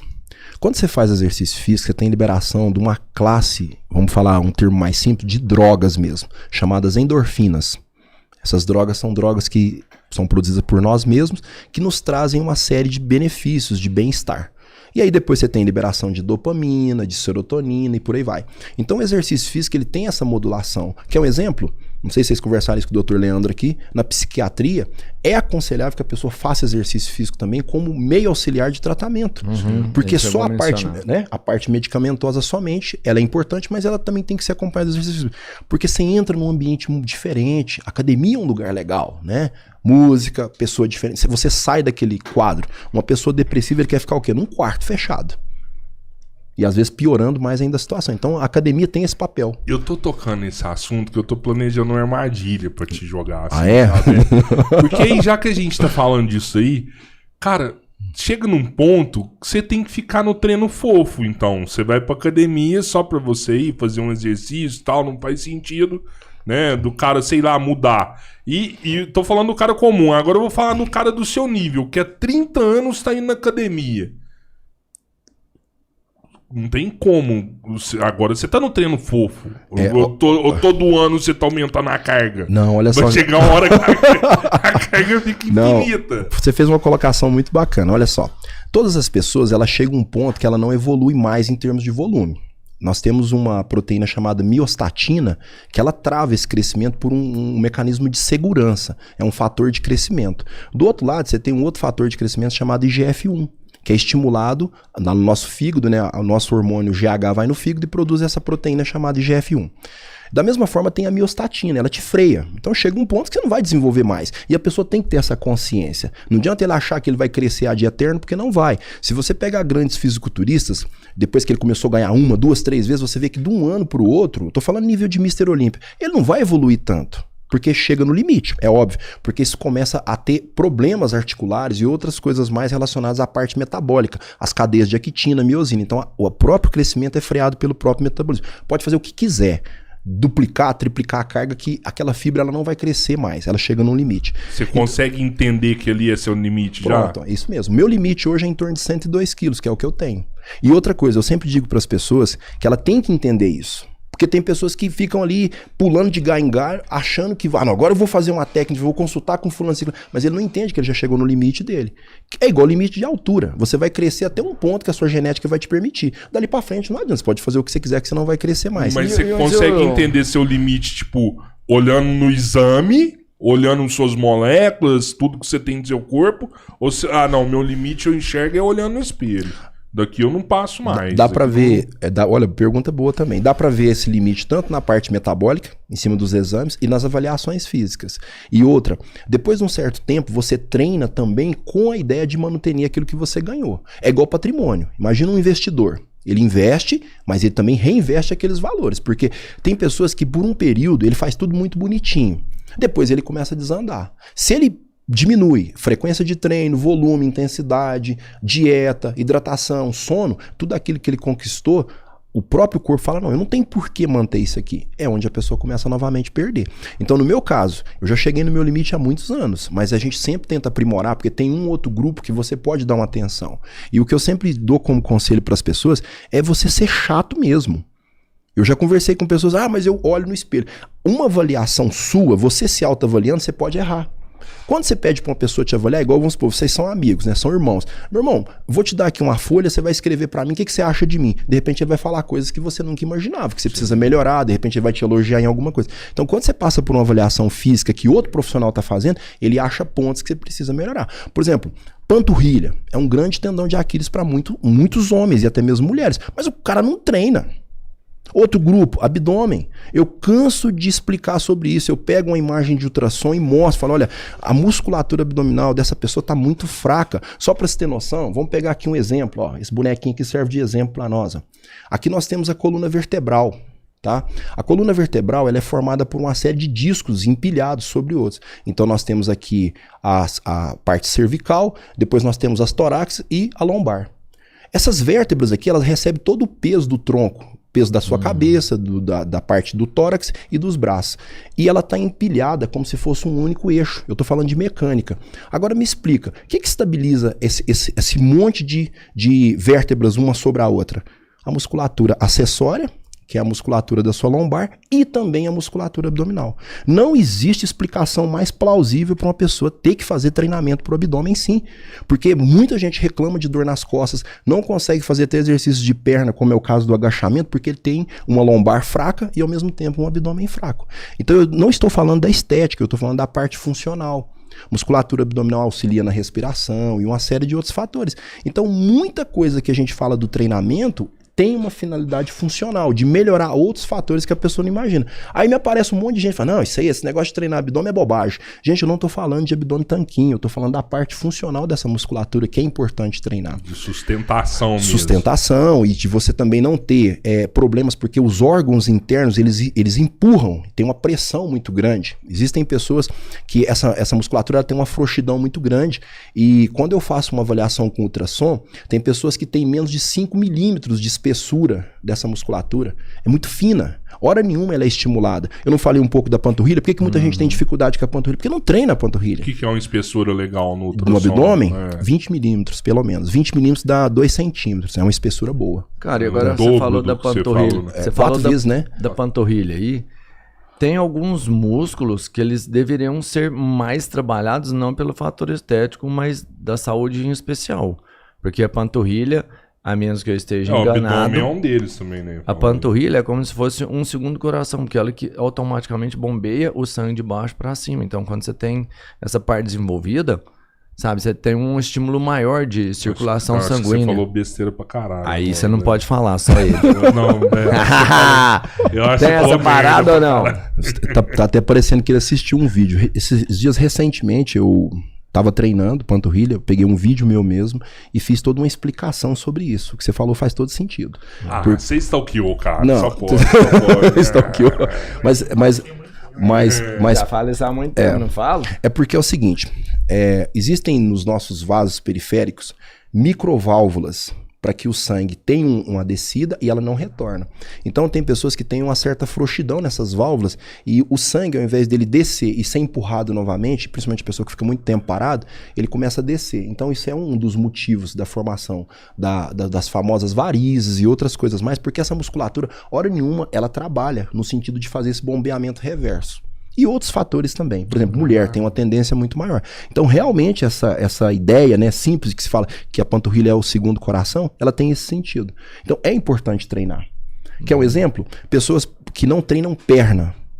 Existem estudos que comprovam o seguinte: quando a pessoa vai envelhecendo, que ele vai perdendo muito músculo na perna, isso também diminui os anos de vida. Existe uma correlação disso. Caraca. Observa para você ver muitos homens na casa de 50, 40 anos em diante. Ele tem uma perna muito fina, porque ele está perdendo massa muscular. Então tem uma correlação dessa perda de massa muscular nas pernas com a longevidade. Você consegue estabilizar a perca de massa muscular com alimentação e com... Olha que coisa interessante. Isso é igual uma vida financeira. Vou me imaginar o seguinte: a pessoa tem um salário X, mas ele gasta Y. Então o tempo todo ele vai ter que estar recorrendo a empréstimos e por aí vai. O nosso corpo faz a mesma coisa. Ele começa a recorrer. Se você tem déficits calóricos, principalmente oferta de carboidratos bons e gorduras, porque esse é o papel principal desses dois macros, apesar de que o nosso corpo também usa parte da proteína para produzir energia, não sendo a função principal dela, principalmente quando a pessoa não tem uma ingestão boa de outros macros, o corpo começa a mexer. Então, se você deve proteína, seu corpo fala assim: olha, peraí, onde que eu posso mexer? Na massa muscular. E paralelo a isso, com o declínio hormonal que vai ocorrendo com o passar dos anos, diminuição de testosterona, de progesterona, estradiol em mulher, ele também acentua essa perda. Como é que nós fazemos? Entra com exercício físico, que é um fator potencializador de produção de hormônios, sabia disso? A natureza é muito sábia. Se você é sedentário, a própria estrutura corporal entende que ela não tem que preocupar com muita coisa, não. Agora, quando você é ativo, todo o sistema entende que ele tem que te ajudar. E aí, se você oferta nutrientes de forma correta, você começa a produzir hormônios de forma contenta e paralelo a isso que você acabou de perguntar. Entra com uma dieta específica, com parte de proteína de alto valor biológico, o próprio ovo, que é muito bem-vindo, frango, tilápia hoje, que é um alimento até mais barato que a carne vermelha, alto valor biológico, praticamente nada de... Tem ômega na tilápia, né? É pouco, porque assim é mais de criatório, mas tem. Mas só dela ser uma proteína de alto valor biológico e ter uma digestibilidade muito mais rápida do que a carne bovina já é bem melhor. E quantidade de gordura também. Quando você compara, por exemplo, 100 gramas de tilápia, 100 gramas de peito de frango e 100 gramas de bife bovino, a carga de gordura nesse último aqui é muito alta. E é uma delícia, né, cara? É bom. Tilapinha com limão, eu troco por muita comida, né? É isso que nós conversamos agora há pouco, né? São hábitos. E olha só que interessante. Vou usar um exemplo aqui simples, mas ele tem um certo fundo. Faça de conta que você tem uma vontade muito grande de comprar um carro sedã, sei lá, uma Ferrari. E Deus te abençoe, você compra. Eu duvido que você tem coragem de pegar ele e pescar na beira de um rio, rodar 100 km na estrada de terra, encher ele de peixe fora da caixa e bagunçar com esse carro, porque ele custou muito caro. Você não me conhece. Você que faz isso. Eu ia falar, Ele faz isso. Ele vai falar, ele destrói. É com ele mesmo. Você não Eu pode também, fazer bens comparações. materiais, Maurício. bens materiais eu também. Mas vamos pensar o seguinte, que você demorou para conquistar um shape. O exemplo seria esse, né? Você pode pescar, mas você vai numa caminhonete, que é muito melhor. Mas o que eu quero que você entenda no exemplo é que se você demora para conquistar um objetivo ali de melhora da sua performance, melhora da saúde, dificilmente você vai voltar a fazer o errado. Não volta. Por isso que algumas pessoas conseguem ser perenes. E é isso que dá resultado. Tem uma história que eu gosto muito de contar, que é aquela história da corrida entre o coelho e a tartaruga. É uma fábula que é contada muito na infância. E quem ganhou a corrida? A tartaruga. Por causa de quê? Da constância. Só que eu gosto de incrementar a história e eu digo que a tartaruga teve 3 vitórias. Não foi uma só. Sabe qual que foi a primeira vitória? Aceitar o desafio. Porque em sã consciência ela pensaria, poxa, eu não vou nem aceitar.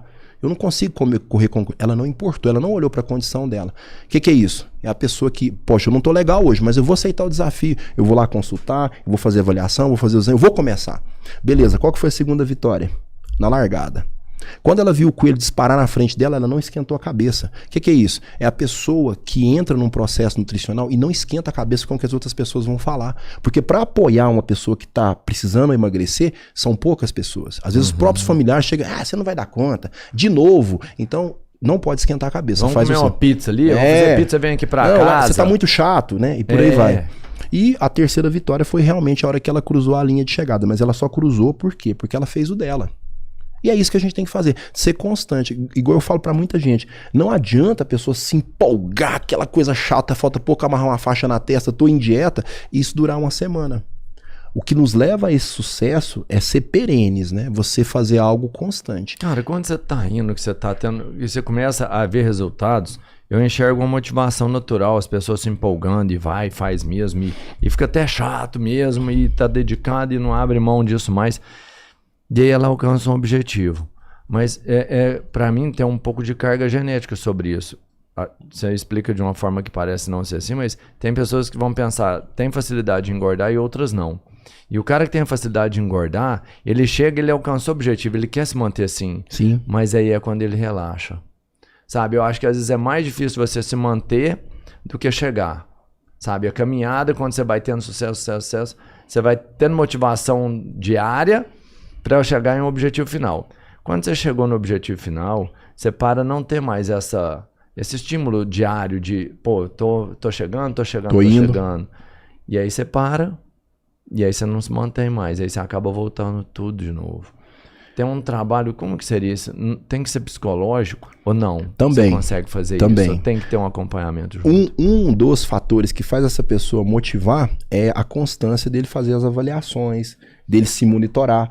Porque tem pessoas que ele tem esse time também. Opa, pera aí um pouquinho, ó. Minha linha de cintura tava X. Agora até começou a aumentar. O que eu fiz nesses últimos dias? Eu viajei, eu desleixei da dieta. Então aquilo ali já é o start. Agora, quando a pessoa fica muito distante disso tudo, de se autoavaliar, ele começa a realmente deixando. Quando ele vê, ele perde todo o resultado. E uma coisa interessante também das avaliações, elas são motivadoras. Ela é motivadora. Mesmo que você já tenha chegado num certo patamar que você não vai avançar tanto mais. Mas ela é motivadora em te manter nessa direção. Né? Então tem que ter vamos pensar, um planejamento. Porque você vai ter meta, ou não tem isso? Tem metas. As metas, elas servem justamente como fator motivador. Por exemplo, eu geralmente estipulo meta não em termos de peso. Como eu falei, perder peso é uma consequência. A pessoa até pode perder peso, mas desde que ele perca esse peso em cima da gordura. Ou seja, o famoso emagrecimento. Então eu vou lá e estabeleço uma meta em cima do percentual. A pessoa está lá com 35% de gordura corporal, é muito alto, passou de 1/3 desse peso corporal dele, passou de 33, né, 33,3, falou, olha, beleza, daqui 3 meses eu quero te ver, eu quero pelo menos aqui 5% a menos. Dependendo do peso dessa pessoa, esse 5% representa 7, 8 quilos de gordura a menos no corpo dessa pessoa. É uma diferença muito boa. E é possível, porque também se a gente estabelecer metas muito pesadas, isso desmotiva. E se estabelecer metas muito simples, também desmotiva. Sabe um negócio legal que eu já escutei, que isso é muito foda?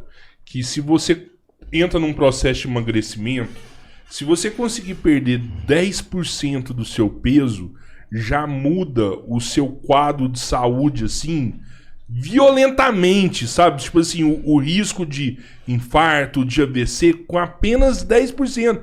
Às vezes o cara, eu tô falando assim, vamos lá, igual eu, 180 quilos, né? Pô, eu pesava 90, é difícil pra caralho, eu tô o dobro, né? Eu acho que eu nunca vou chegar nos 90 mais, mas se eu ir pra 160, 150, já dá uma mudança radical na minha vida, assim, né? Sabe um exemplo que eu gosto muito de usar?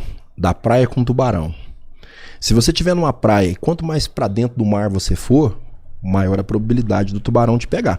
Cada vez que você vem pra areia, até você sair, estiver na areia, o tubarão não vai sair lá da água pra vir te pegar. Ou seja, quando você vai diminuindo esse tipo de gordura, principalmente gordura visceral, porque a gordura subcutânea, ela tem seus malefícios, mas ela não é tão intensa quanto a gordura visceral. E ela é medida em score, ela é medida em pontos. Começa de 1 e vai embora. Tem pessoas que chegam a 24 de gordura visceral. Aquela hora eu tava falando da circunferência abdominal, pro homem o limite seria 102. Tem pessoas que usam a fita de 1,5 m, que é o padrão, tem gente que uma fita não dá. Você tem ideia do que é uma pessoa com 1,5 m de circunferência abdominal? Então, se essa pessoa, numa segunda avaliação, ela perde esses 10%, ou num tempo maior, boa parte da gordura que ela vai diminuir vai ser essa gordura visceral. E quando você vai diminuindo essa circunferência, você vai saindo desse quadro de propensão à doença. Que é esse exemplo simples que eu tô dando da praia. Quanto mais você sai da água e vem pra praia, vem pra areia, menos risco você tem. É óbvio também que nós não podemos esquecer, nós estamos falando bastante de obesidade, mas tem pessoas que mesmo não sendo obesas, elas têm uma propensão muito grande a doenças pelo modo errado que ela come. Então não necessariamente o obeso, mas o comer errado o tempo todo, a deficiência de nutrientes geram doenças. Só para você ter noção, existe um processo metabólico que ocorre a nível de DNA chamado metilação. É como chega uma empresa, você tem lá uma pizzaria e a pessoa te liga e fala assim, olha, eu quero uma pizza de pepperoni, por exemplo. Aí passa meia hora, a pessoa te liga reclamando que chegou uma pizza de calabresa. Acontece uma vez. Aí no outro dia de novo, ó, quero uma pizza de mussarela, chega lá uma portuguesa. Fala, o que tá acontecendo? A ordem chega para você de uma forma, mas lá na área de produção e que despacha, tá sendo produzida outra coisa e tá sendo mandado errado. Então é um erro a nível de DNA. O que acontece? Você começa a produzir proteínas erradas. É o que gera o câncer. E é uma mutação isso aí. Né? É como se você, quando você produz uma proteína, você tem uma mensagem que sai do DNA pro RNA mensageiro. E no processo de metilação, se isso acontecer errado, você pode produzir uma proteína cancerígena. Existem duas vitaminas que participam desse processo, a vitamina B9 e a vitamina B12. Na forma ativa é a metilcobalamina e a metilfolato. E muitas pessoas têm deficiência disso. Então, essa pessoa ao longo dos anos, devendo isso, ela tem uma propensão maior de câncer. Justamente por ter homocisteína, que é uma substância que a gente dosa, muito alta. Então, mais uma vez, a gente provando que a deficiência nutricional, ela traz um quadro de doença. Você acha que o cara, mesmo sem treino, então, vale a pena ele entender como ele tá e suplementar, pelo menos? Depende muito do que ele tá devendo. Por exemplo, como que eu tenho a certeza que a pessoa está precisando de algo? Quando eu solicito os exames. Sim. E esses exames, eles têm que ser periódicos. Ontem mesmo eu fiz uma avaliação que eu gostei muito, eu mostrei para o paciente o seguinte. Quando ele começou comigo, ele tinha vários déficits. Esse é um dos papéis dos exames. Eu não falei nisso, o pessoal critica, porque são vários. Eu vou pedir várias vitaminas, então na hora que soma aquilo tudo, dá uma quantidade grande.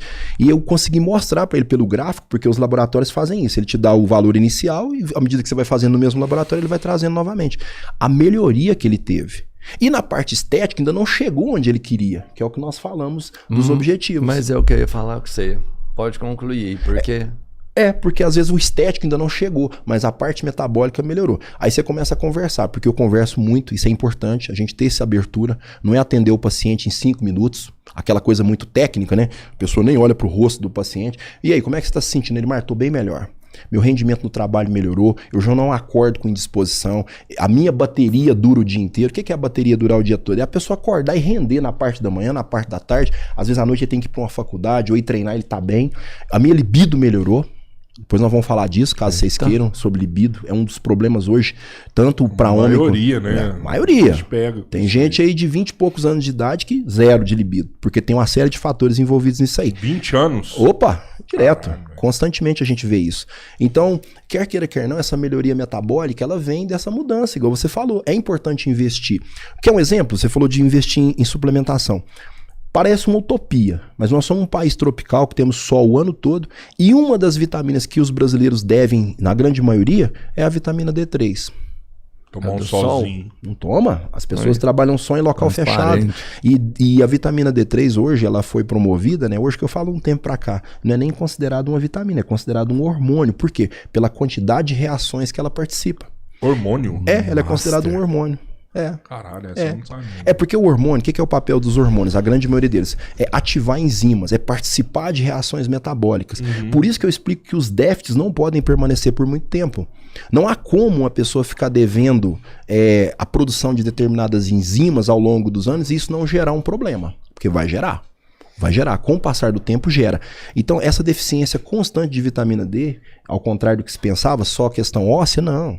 Só pra você ter noção, tem mulheres que têm problema na tireoide porque ela tem deficiência de vitamina D3. Ela não emagrece, fica gordinha. Em alguns casos, o hipotireoidismo pode atrapalhar sim, né? Porque tem gente que associa assim, a pessoa tá engordando por causa da tireoide. Não só por ela. Eu falar isso, realmente, o hipotireoidismo ele tem esse viés para algumas pessoas, porque o hipotireoidismo ele é caracterizado por uma baixa atividade da tireoide quando ela não produz a contento os níveis de T4 e T3.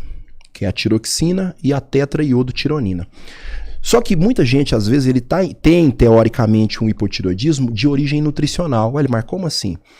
Vamos imaginar o seguinte, você tem uma panificadora e por um azar seu, naquela semana, o seu fornecedor não mandou farinha de trigo para você. Você tem ideia da quantidade de produtos que você não vai conseguir produzir pela falta da farinha de trigo? A culpa é do seu padeiro? A culpa é sua? Não, é porque não chegou a matéria-prima. Então, quando você tem uma tireoide que tem deficiência de iodo, infelizmente no Brasil nós consumimos pouco iodo, tanto é que existe uma lei de 1953 que obriga a colocar o iodo no sal. Tanto é que isso é um tapa na cara das pessoas que falam que suplementação é bobagem. Ou seja, teve que haver uma lei federal para inibir a quantidade de pessoas que tinha bócio. Hoje é difícil você ver uma pessoa com bócio, que é aquele aumento demasiado da glândula. O papo, né? O papo. Não vê mais, isso mesmo. Porque o iodo inibe isso. O iodo do sal, cara. Porque quando a glândula tenta trabalhar e ela precisa do iodo, então ela começa a edemar. E além do aspecto estético, aquilo pode progredir para um câncer. Então, infelizmente, muita fala, esse negócio de suplementar é palhaçada. Não é palhaçada. Tanto é que, como eu disse, foi criada uma lei que obriga, porque aí diminuiu isso. Paralelo a isso, a tireoide precisa de ferro. Muitas mulheres têm deficiência de ferritina, né, que é uma proteína que carrega ferro, então, consequentemente, tem baixa oferta de ferro, então ela não converte T4 em T3. Muitas vezes ela tem deficiência também de magnésio, que é importante, zinco e por aí vai. Então, não é que essa tireoide não quer trabalhar, ela simplesmente não está recebendo a carga de nutrientes. Quando você vai lá e conserta tudo isso, a pessoa volta a ter mais ânimo, o cabelo para de cair, a unha para de quebrar, ela consegue melhorar o emagrecimento por causa dessa carga de micronutrientes que a pessoa fica devendo. A gente falou aqui até agora de cenários assim, de obesidade, de doença e tudo mais. Mas o que você faz vai muito além, porque você pega um atleta e melhora ele. Não tem hoje, porque a nutrição não ficou mais limitada para quem quer emagrecer ou para quem quer, sei lá, ter um corpo chapado. É para quem quer ter rendimento, para quem quer ser melhor. Muito boa a sua colocação. A gente tenta lutar contra isso, porque quando surgiu a profissão de nutricionista no Brasil, muita gente associava muito a nutrição a cozinhar. É óbvio que existe sim uma parte também da nutrição que trabalha com essa produção de alimentos. Então, hoje nós entramos no campo da saúde metabólica. E a saúde metabólica, ela tem que avançar da forma como eu venho falando com vocês. Você saber muito bem o que é uma bioquímica, o que é uma fisiologia do exercício, entender um pouco da parte de farmacologia, porque chega um paciente para mim, ele tome esse e esse medicamento. Eu não sou médico, eu não vou passar remédio para ele, mas eu entender o que isso causa no organismo desse paciente, até para eu não atrapalhar a função dessa medicação e tentar ajudar essa pessoa. E dentro desse contexto é isso mesmo. É como você resolver, por exemplo, ter um carro de arrancada. Você vai levar esse carro para uma pessoa que é especialista, você vai mexer nesse carro, da suspensão ao motor. Então é possível melhorar muito a performance desse carro para que você pratique lá seu esporte com segurança, enfim. Então a mesma coisa é a nutrição. Quando nós fazemos essas abordagens, a pessoa fala, poxa, nunca imaginei tudo isso, porque ela é muito bonita. Quando você vê uma pessoa chegar a 90 anos de idade com a capacidade cognitiva preservada, que é um dos grandes problemas hoje, chama-se saúde mental, tá? Pessoas que desenvolvem uma série de problemas, tem um porquê. Você pode analisar. Se você olhar o mapa mundi, você verá que algumas áreas do nosso planeta têm uma população centenária em maior quantidade. Vamos supor, para cada 10 habitantes vivos, você tem uma quantidade de pessoas centenárias maior e com qualidade de vida, mas você vai observar que nesses locais não chega esse monte de produto alimentício que as pessoas consomem todo dia. Boa parte do que eles comem... Qualidade também, né? Maior... A parte de poluição. Quando eu falo de poluição, não é fumaça, né? Não, até a poluição de informações. Quando a gente fala de dieta, tem pessoas que ele acorda de manhã, primeira coisa é o quê? Colocar num telejornal que falta pouco pingar sangue da TV. Ele acha bacana. Olha, em tal bairro teve uma chacina.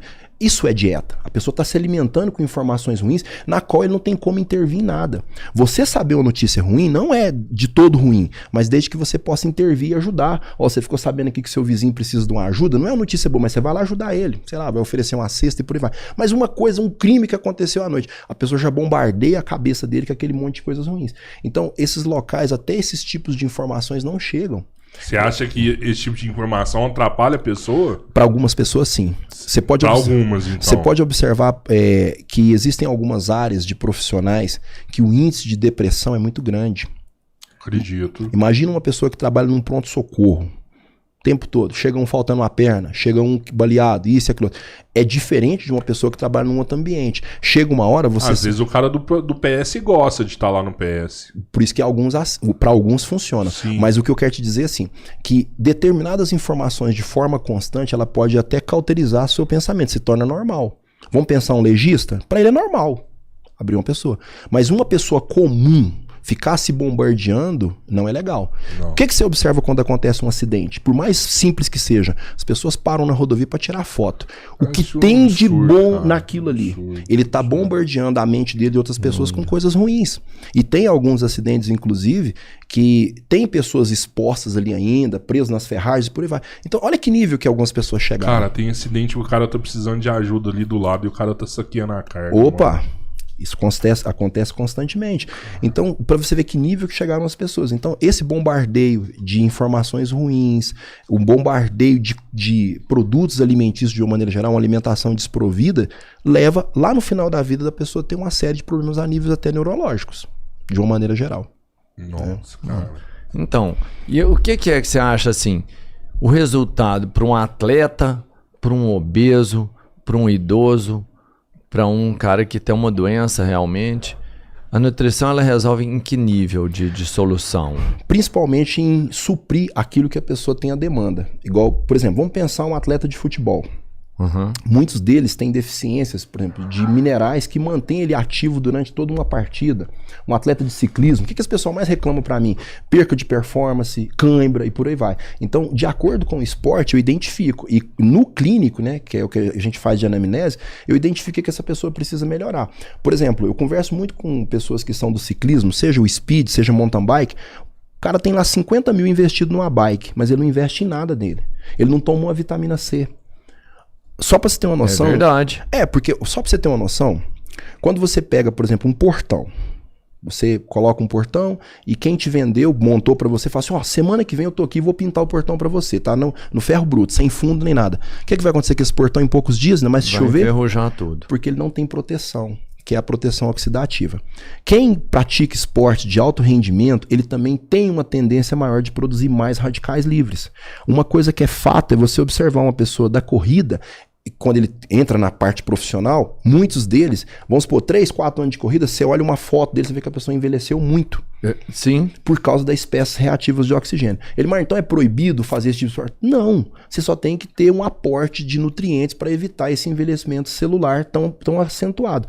Porque existem 4 fatores, já que você tocou, nós vamos falar disso agora, que você tem que monitorar. O primeiro deles é a oxidação. Nós oxidamos. E algumas vitaminas e minerais, como é o caso da vitamina C, a vitamina A, a vitamina D3, o selênio, são micronutrientes antioxidantes para proteger as suas células. Depois nós temos um outro chamado glicação, que nós estávamos falando no início sobre insulina. O excesso de glicose, ele glica a sua pele, ele glica o hialino. Só para vocês terem noção, eu peço um exame chamado hemoglobina glicada. Hoje, infelizmente, muita gente, mesmo não sendo diabéticas, elas têm hemoglobina glicada alta. A referência laboratorial geralmente é 5,7%, 5,6% alguns laboratórios. Mas uma hemoglobina glicada boa é abaixo de 4,9%. Raramente a gente vê isso. As pessoas estão na casa de 6, 7, então essa pessoa está ficando várias horas com essa glicose alta. E o problema é que você não glica só a hemoglobina, você glica o hialino, você glica as articulações, e se inflama, glica o próprio cérebro e por aí vai. Outra, a metilação que nós falamos agora há pouco, lembra da homocisteína? O processo de metilação ele é importante a nível de DNA. E por último, que eu falei de inflamação. Conforme que você come, você inflama seu corpo. Se você estiver atentando para esses 4 itens aqui, já é um ponto muito positivo para você ter mais saúde. Então, o que nós estamos falando, a pessoa chega para mim, um atleta ou uma pessoa normal, quero melhorar minha performance, de acordo com a rotina de vida dele, o estilo de vida que ele leva e as avaliações que eu faço, eu acho, olha, esse esporte que você está praticando, você tem que melhorar isso, isso e isso. Porque senão daqui a pouco você vai parar de praticar. Ou por lesão. Tanto é que eu gosto muito de explicar o seguinte, quando você faz determinados esportes, o tempo de recuperação da parte muscular é um, o tempo de recuperação das articulações é outro. Por isso que muita gente machuca, tem processo inflamatório. Hoje tem muita gente praticando, por exemplo, beach tênis, a própria musculação que desenvolve epicondilite, né, que é uma inflamação do epicôndilo, seja lateral ou medial, por conta, às vezes, de não ter uma proteção antioxidante e anti-inflamatória. Caramba! Ele tá praticando o esporte, mas às vezes ele tá piorando alguma coisa. Para mim, por exemplo, melhorar a performance, vamos falar assim, que você falou aí de jovens de 20 anos que estão com problema de libido. Sabia que ele ia deixar passar batido, né? Mano. Tomar um texto. Então, mas eu ia perguntar. Chip. Agora, eu tô brincando nessa parte, eu nem tô preocupado com isso. Mas, por exemplo, dá pra você suplementar. Eu falo tomar alguma coisa mais forte, sei lá, um GH, por exemplo. Dá pra usar? Realmente tem resultado? Nesse aspecto da libido, nem tanto. Porque a libido ela é multifatorial. Só para você ter noção, eu já tive a oportunidade de atender pessoas com a testosterona até acima da média. A referência da testosterona geralmente é de 249 a 840. Vamos pegar de 300 a 900 para ficar mais fácil. Tem gente que chega a 1000, natural, dele mesmo. E 0 em casa. Não tem libido. Mas por quê? Porque a libido ela tem primeiro a questão comportamental. Tem pessoas que têm déficit de dopamina. A dopamina ela é importante na libido. A questão da convivência. Tem hora que eu atendo casal. Primeira coisa que eu pergunto, né? De forma descontraída. E aí, vocês brigam? Aí um começa a olhar pro outro e rir. Quer dizer, parece Tom e Jerry. Então, meu irmão, esquece. À noite, a última coisa que a pessoa vai ter é libido. Então, muitas vezes, essa baixa na libido, a pessoa atribui a testosterona mais baixa e por aí vai. Então, por que eu tô citando esse exemplo da pessoa que tem testosterona sobrando? Porque pode ter outros fatores. O estresse do trabalho e por aí vai. Desgaste. Esse é só um dos fatores. Só um, muito bom. E a pessoa acha que não, deixa eu colocar uma testosterona aqui que vai resolver. Às vezes não. E outro fator extremamente importante nessa questão da libido é a pessoa ter uma constância de mudar ambiente também. Pensa, quando o camarada namorava era um comportamento, depois de um certo tempo é só aquela mesma coisa, o arroz com feijão o tempo todo. Então tem que quebrar essa rotina também. E o próprio exercício físico. É extremamente importante. O nosso corpo ele entende quando essa máquina está sendo posta para trabalhar. E quanto mais você se torna sedentário, menos vontade de procriar você tem. Porque a libido é um estímulo natural que Deus deixou para procriação. Você já pensou se ninguém tivesse interesse por nada? Olha assim, tanto faz, tanto fez. E quando eu falo de libido, eu não estou falando só no sentido sexual. A libido ela é importante para outras coisas. Por exemplo, a pessoa ler um livro, ela cuidar de si, ela cuidar da família, ela ter vontade, porque libido vem disso, líbidos vem de vontade. E tem gente que não tem vontade de nada. Tem pessoas muito novas que ele já entregou. Depressão, pô. Vai tudo embora. Inclusive, até um dos fatores, né? Recentemente, vocês estiveram aqui com o Dr. Leandro, e a gente conversa muito isso, que no último caso é que deve ser usado determinadas medicações, porque tem situações que consertam de um lado e piora do outro. Pode observar para você. O efeito colateral é tão prejudicial quanto. Por isso que na conversa, na anamnese, o profissional ele vai analisar se é ou não o caso. Porque muitas vezes esses quadros de depressão, de baixa de libido, ele é mais comportamental, a pessoa tem que mudar a rotina, do que entrar com alguma coisa para melhorar. Não sei se foi você que citou, né, do GH, mas o GH ele não tem um impacto direto nessa questão da libido. A testosterona sim, porque ela age a nível cerebral também. Né? Então é importante sim a pessoa monitorar esses fatores. E no caso do homem e da mulher, existe um outro hormônio também chamado estradiol, que é importante que ele fique em níveis ideais. Tanto é que um mito que existe, a pessoa fala, hormônio feminino. Não existe hormônio feminino ou masculino. Quando a gente usa esse termo... A progesterona é um hormônio feminino, não? Mas nós também temos. Em baixo nível, né? Isso mesmo. E a progesterona em nós, ela é anti-câncer. Um dos papéis da progesterona no homem é ajudar a proteger o câncer de próstata. Então a gente tem que ter pelo menos um mínimo ali pra... Se o mínimo for alto, é melhor. Aí você começa a ficar... Mais protegido, não. Pelo menos não vai ter câncer. Tanto é que, às vezes, tem pessoa que pensa, poxa, como assim? Tá pedindo hormônio de mulher em homem? Não, nós temos todos. Nós temos todos. Só que em proporções diferentes. Por exemplo, quando você joga o estradiol, que é o hormônio teoricamente feminino, no homem, joga ele muito baixo, infelizmente isso pode também atrapalhar a libido. Ou seja, não adianta você ter só a testosterona. A mulher tem a testo também? Tem também, em níveis mais baixos, porque foi até bom você ter tocado nesse assunto. Por que muita mulher masculiniza quando ela faz uso de testosterona? Primeiro que muitas vezes não tem o monitoramento da forma correta. Porque, por exemplo, ela vai lá e começa a usar. Ficar forte na academia. Tô me sentindo melhor e tal, tô ganhando massa, tô diminuindo. Acho que é o único motivo que a mulher usa testo, né? Não. Pra ganhar massa na academia, ou não? Fugindo dessa questão de entrar com a testosterona propriamente dita, a testosterona na mulher, a biológica mesmo, ela tem função na parte óssea, na parte cognitiva, até na própria depressão. Sabia disso? Testosterona baixa leva a isso. Mas também é um dos estimuladores. Só que olha só que interessante, foi bom você ter tocado nesse assunto. Qualquer pessoa que entrar com qualquer recurso ergogênico, ele não vai estar isento de seguir dieta e treinar. Infelizmente. Então muita gente recorre a uma série de recursos que existem disponíveis hoje, mas ele pensa que só aquilo vai ser o suficiente. É como uma pessoa que escolhe o melhor cursinho da cidade. Beleza, meu querido, você está matriculado, mas você está estudando? Você está indo além? Você está tirando suas dúvidas? Está indo lá? Opa! Então não é só a pessoa entrar com a testosterona, porque a mulher, ela sintetiza massa muscular sim. Essa ideia de, eu não ganho massa muscular, ganha. É porque muitas vezes ela está pecando na parte nutricional e principalmente treinamento. Às vezes um treino que não está sendo eficiente, a carga de proteína que ela está ingerindo não está sendo suficiente, o que é que ela pensa? Não, deixa eu usar uma testosterona que vai resolver meu problema. E muitas vezes isso não sendo monitorado de forma correta, há um quadro, vamos dizer assim, um efeito colateral que pode ser temporário ou permanente, que é a masculinização, chamada de virilização. Na maioria das vezes é irreversível isso. Tem casos que não volta. Por exemplo, a questão da voz. As cordas vocais do homem, elas são mais rígidas e mais espessas. Só pra você ter uma noção, eu vou lá atrás, depois eu volto pra essa parte do assunto. Como é que ele sabe até disso, velho? Qual a diferença? É foda pra caralho, mano. Quando nós somos gerados, junta lá espermatozoide e óvulo, num dado momento, um hormônio chamado DHT, que é a dihidrotestosterona da mãe, chega até esse gameta ali, o embrião, e vai estimular. Se vai desenvolver uma genitália masculina ou feminina. Se vai designar o sexo, o que vai desenvolver. Por isso que existe uma hermafrodita. Às vezes, naquele momento ali da formação da genitália, muda tudo. Então, quando você analisa, por exemplo, um pênis, ele tem a mesma estrutura embrionária de toda a vulva e a parte de clítoris ali da mulher. Onde que muda isso? Lá na hora que libera esse hormônio DHT. Então tem todo chama de dihidrotestosterona, que é um hormônio que ele é muito mais alto em nós, que dá esse timbre de voz diferente, crescimento de pelos e por aí vai. Então uma vez que é menina, ao longo da vida esse DHT dela será baixo.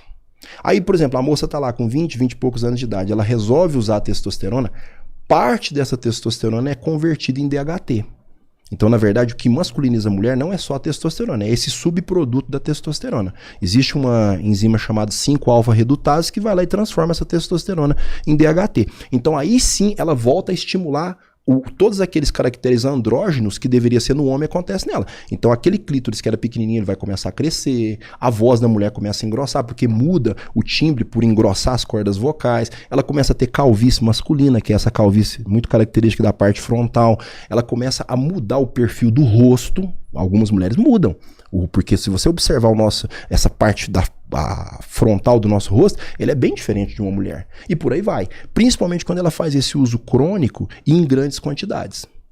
Porque existem estudos que comprovam também que esse excesso de testosterona ele chega a viciar. O próprio corpo cobra, o próprio cérebro cobra aquele nível mais alto. E tem hora que a pessoa não se preocupa com fazer essas dosagens. Ela acaba se entregando ali porque ela começa a ter um resultado, mas na verdade ela cria uma dependência. Existe sim. Imperceptível ali.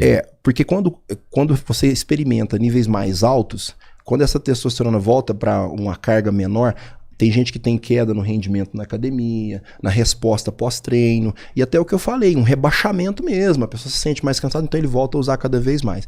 Elimar, é proibido a pessoa fazer isso? Se ele tiver um acompanhamento de um profissional e tiver um monitoramento com os exames, não é bicho-papão. O problema é a pessoa fazer isso sozinho de qualquer forma. E esses efeitos colaterais, eles não existem só para a mulher, existem para o homem também. Ou seja, o nosso corpo é como uma máquina mesmo. É uma máquina, na verdade. Tudo dentro de uma normalidade. O que você tem percebido com esses vários exames que você pede, que de forma grotesca, assim, tá? É uma matemática burra, vamos falar assim. O que é que você percebe que hoje mais falta em termos de nutriente para a maioria das pessoas que te procuram? Muito bom. Então vamos lá. Vamos falar primeiro de excesso, né? Eu vejo muito excesso de açúcar de uma maneira geral. Certo. Que dá para pegar pelos exames, mas falta, a grande maioria, deficiência de vitamina D3. D3. Porque existe uma referência laboratorial ali que é Já do sol, no caso. Essa do sol. E alguns alimentos, mas é muito pouco, mas a produção maior é do sol. E como as pessoas não tomam sol a contento, infelizmente fica devendo. Tem a hora certa, né? Não é só aquele... Antes falava que era o sol da manhã e o sol da tarde, mas parece que é o sol da manhã só mesmo. Né? Mais ou menos ali por volta das 10 até as 14 horas. Quem quer ficar no sol 14 horas? Não vai ficar. Meio-dia. Mas o sol do meio-dia faz também? Eu achava que era o sol das 7 às 9. Dificilmente uma pessoa vai ficar. Por quê? Infelizmente, algumas pessoas têm mesmo uma propensão ao câncer de pele e porque já existe esse estigma, né? Tomou sol, vai ter câncer de pele. Não é bem assim. Tanto é que você observa pessoas de regiões... Fala isso pra um dermatologista pra você ver. Vai ter câncer mesmo.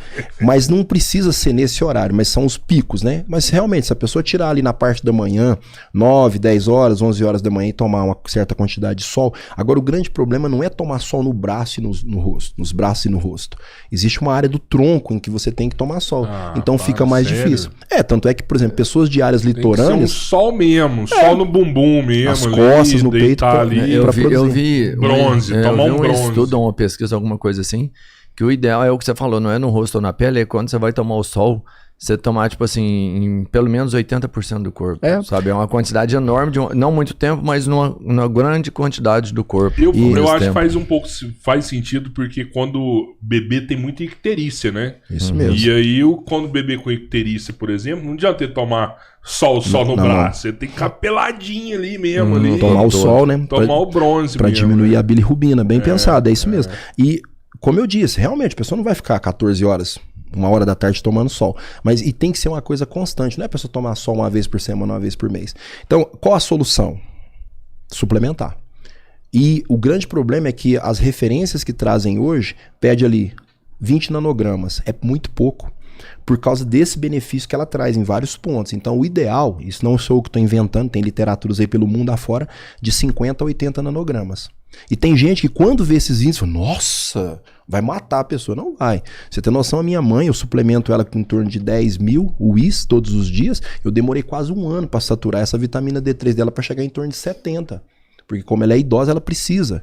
A Covid ainda tá aí e outras coisas mais. Como chama sua mãe? Nair. Você cuida da dona Nair? Opa, então. Ela, como se diz, é a minha paciente mais antiga. Pra você ter uma noção... E você gosta de analisar, assim, os efeitos que vai causando? Você fala, pô, tá dando certo, porque é isso aqui e tal. Só pra você ter noção, minha mãe, infelizmente pela idade, foi bom você fazer essa pergunta. Dentro do que você comentou mais cedo sobre o efeito da suplementação.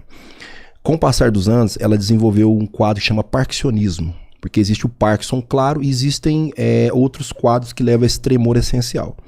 E muitas vezes esse tremor ele é causado por deficiência de uma vitamina chamada tiamina, que é a vitamina B1. Então eu faço para ela uma suplementação de vitamina B1 junto com outro componente chamado mucuna, que estimula a produção de um neurotransmissor que age a nível de receptor adrenérgico aqui. Então você diminui esse tremor. Cara, você cria neurotransmissor ou não? Você ativa ele? Você ativa. Você entra com a produção Você estimula a produção dele com um fitoterápico. Você ativa ele a fica dopamina. mais... Caramba. Os receptores dopaminérgicos. Então, quando a pessoa tem deficiência dessa tiamina, ela também começa a ter tremor. Você quer um exemplo? A pessoa que é etilista crônico, aquela pessoa que já acorda de manhã e aqueles carotinhos. Ele fica tremendo o tempo todo por deficiência de B1. Então, melhorei muito esse quadro dela. O Parkinson serve também? Também ajuda muito. Depende do nível, né? Inclusive, nós falando um pouquinho sobre Parkinson, uma das coisas importantes para quem tem esse quadro é o exercício físico, porque num primeiro momento começa com esse tremor, mas ela provoca uma certa rigidez. A pessoa chega na fase mais grave da doença, ficar como se fosse um robô, todo enrijecido, todo travado. Então, o exercício físico, a fisioterapia, a suplementação de uma maneira geral é importante nesse quadro. Mas ele só congela, né? E não melhora. Mas infelizmente começa a atingir a parte cognitiva também. Da fala e outras coisas mais. Porque o problema é nível de receptor. E uma das coisas que potencializa muito o Parkinson e até o próprio Alzheimer é essa demanda muito alta de substâncias tóxicas para os neurônios. O neurônio, ele é uma das células que não regenera. Se você fizer um corte na sua pele, a tecido epitelial ele tem uma capacidade de regeneração muito grande. Tecido adiposo, gengiva, por exemplo, tem muito colágeno. Mas o neurônio não. Existe Drogou, já era. Já era. E depende do que a pessoa destrói, e até muito cedo ela começa a ter esses déficits. Engraçado, né? Só te cortando aqui, eu falei drogou, já era, você falou de açúcar agora na mesa. Você acha que açúcar é uma droga? Ela não chega a ser uma droga, inclusive há muitas controvérsias das pessoas. O açúcar não vicia. Não é que ele chega a ser um vício, mas ele é um liberador de serotonina, de dopamina, ele também ajuda. Então, você acha que não tem pessoa viciada em açúcar? Não, sim. Vicia pela liberação do que ele provoca. Entende? Entendi. Não o açúcar em si, mas na hora que ele entra no seu organismo, ele libera isso. É como a pessoa sentir a necessidade daquele neurotransmissor ser liberado. Então, para liberar, o açúcar é um potencializador.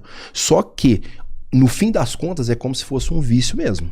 Por isso que tem gente que é viciada em bebidas açucaradas, o próprio doce, e aí vai. E para você fazer esse processo de desmame, não é algo tão simples. Por isso que as pessoas têm grande dificuldade de deixar de gostar do doce. A pessoa consegue viver sem o açúcar? Sim. Zero açúcar. A gente não precisa de açúcar para sobreviver. Tá falando com um aqui, zero açúcar. Pergunta boa, muito bom. O nosso corpo ele foi ensinado a fazer uma coisa chamada neoglicogênese. São 3 palavras juntas. Neo significa novo, glicose, gênese é uma alusão ao livro de Gênesis, que significa criação. Ou seja, o seu corpo consegue produzir o açúcar necessário para ele. Quer um exemplo? Os felinos.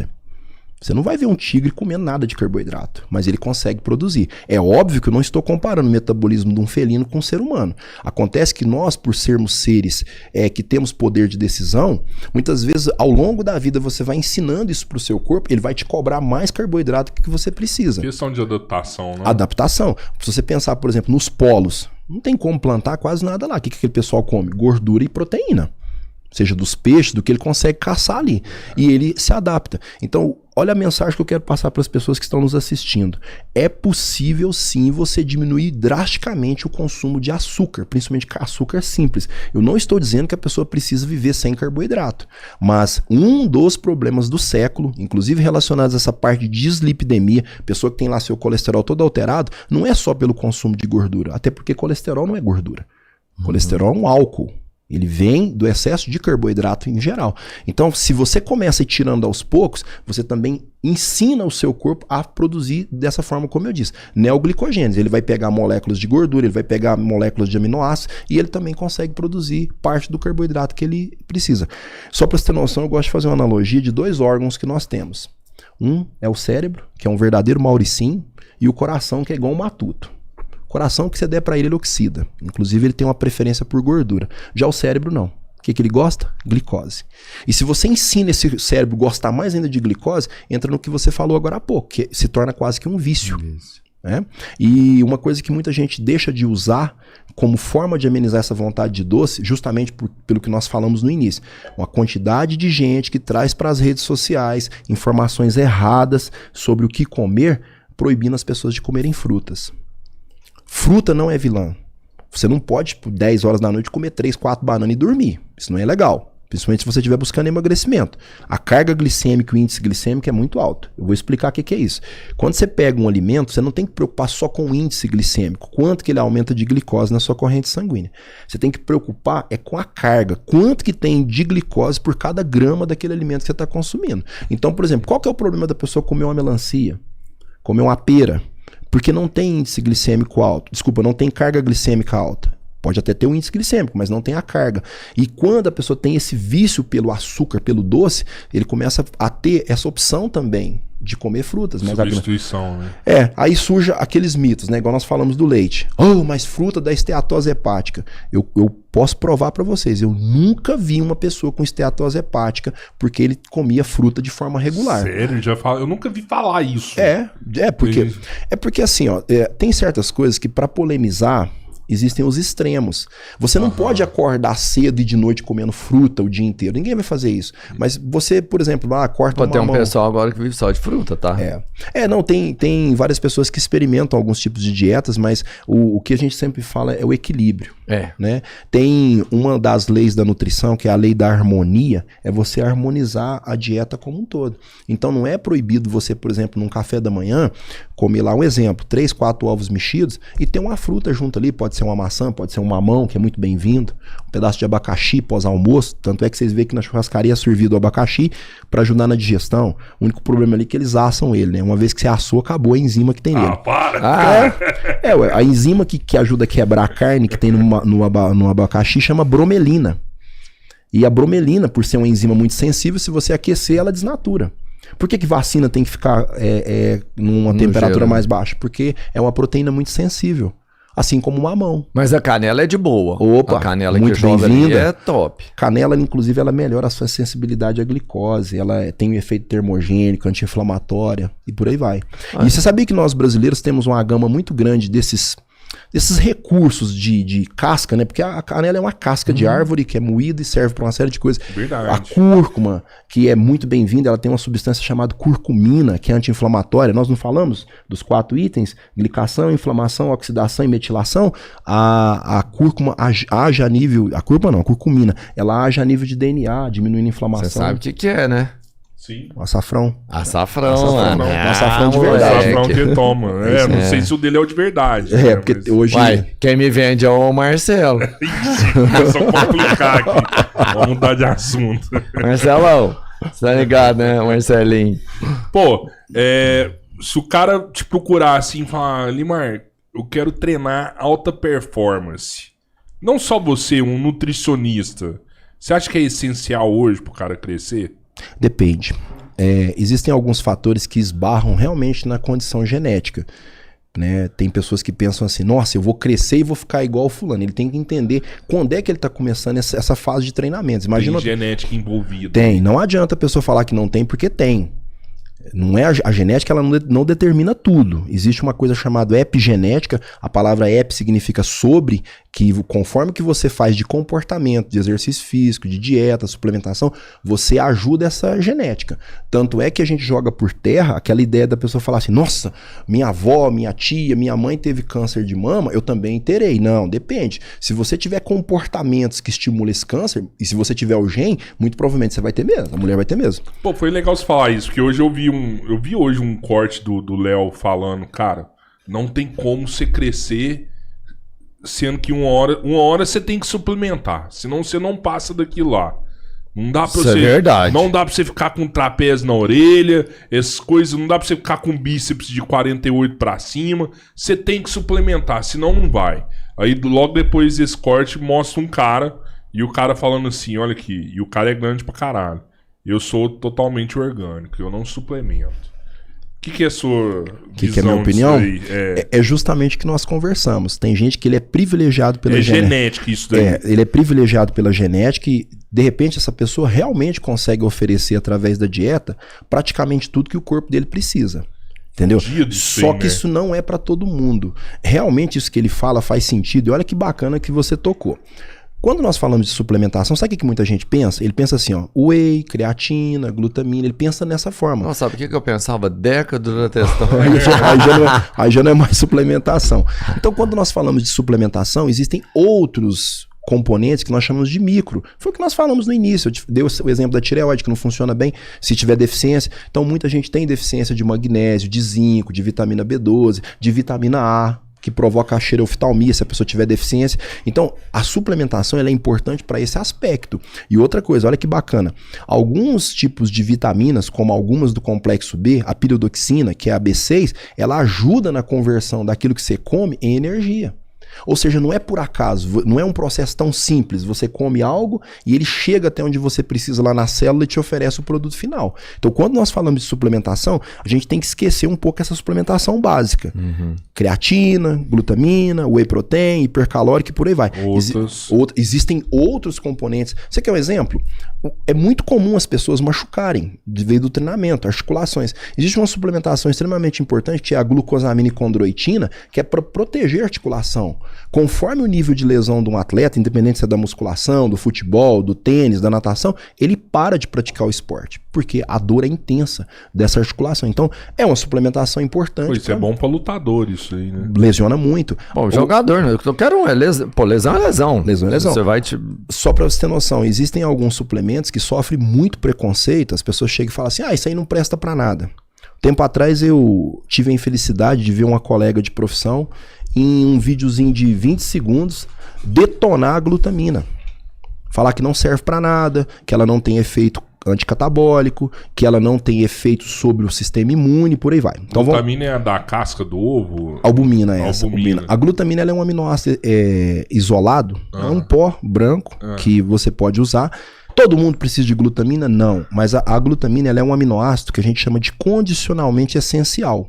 Como assim condicionalmente? Dependendo da intensidade do seu treinamento, se você fizer uma análise da quantidade de glutamina que você tem no início do treino e dosar ela novamente no final, ela cai. Agora, olha o pulo do gato. Qual aminoácido mais abundante você tem no seu corpo? Glutamina.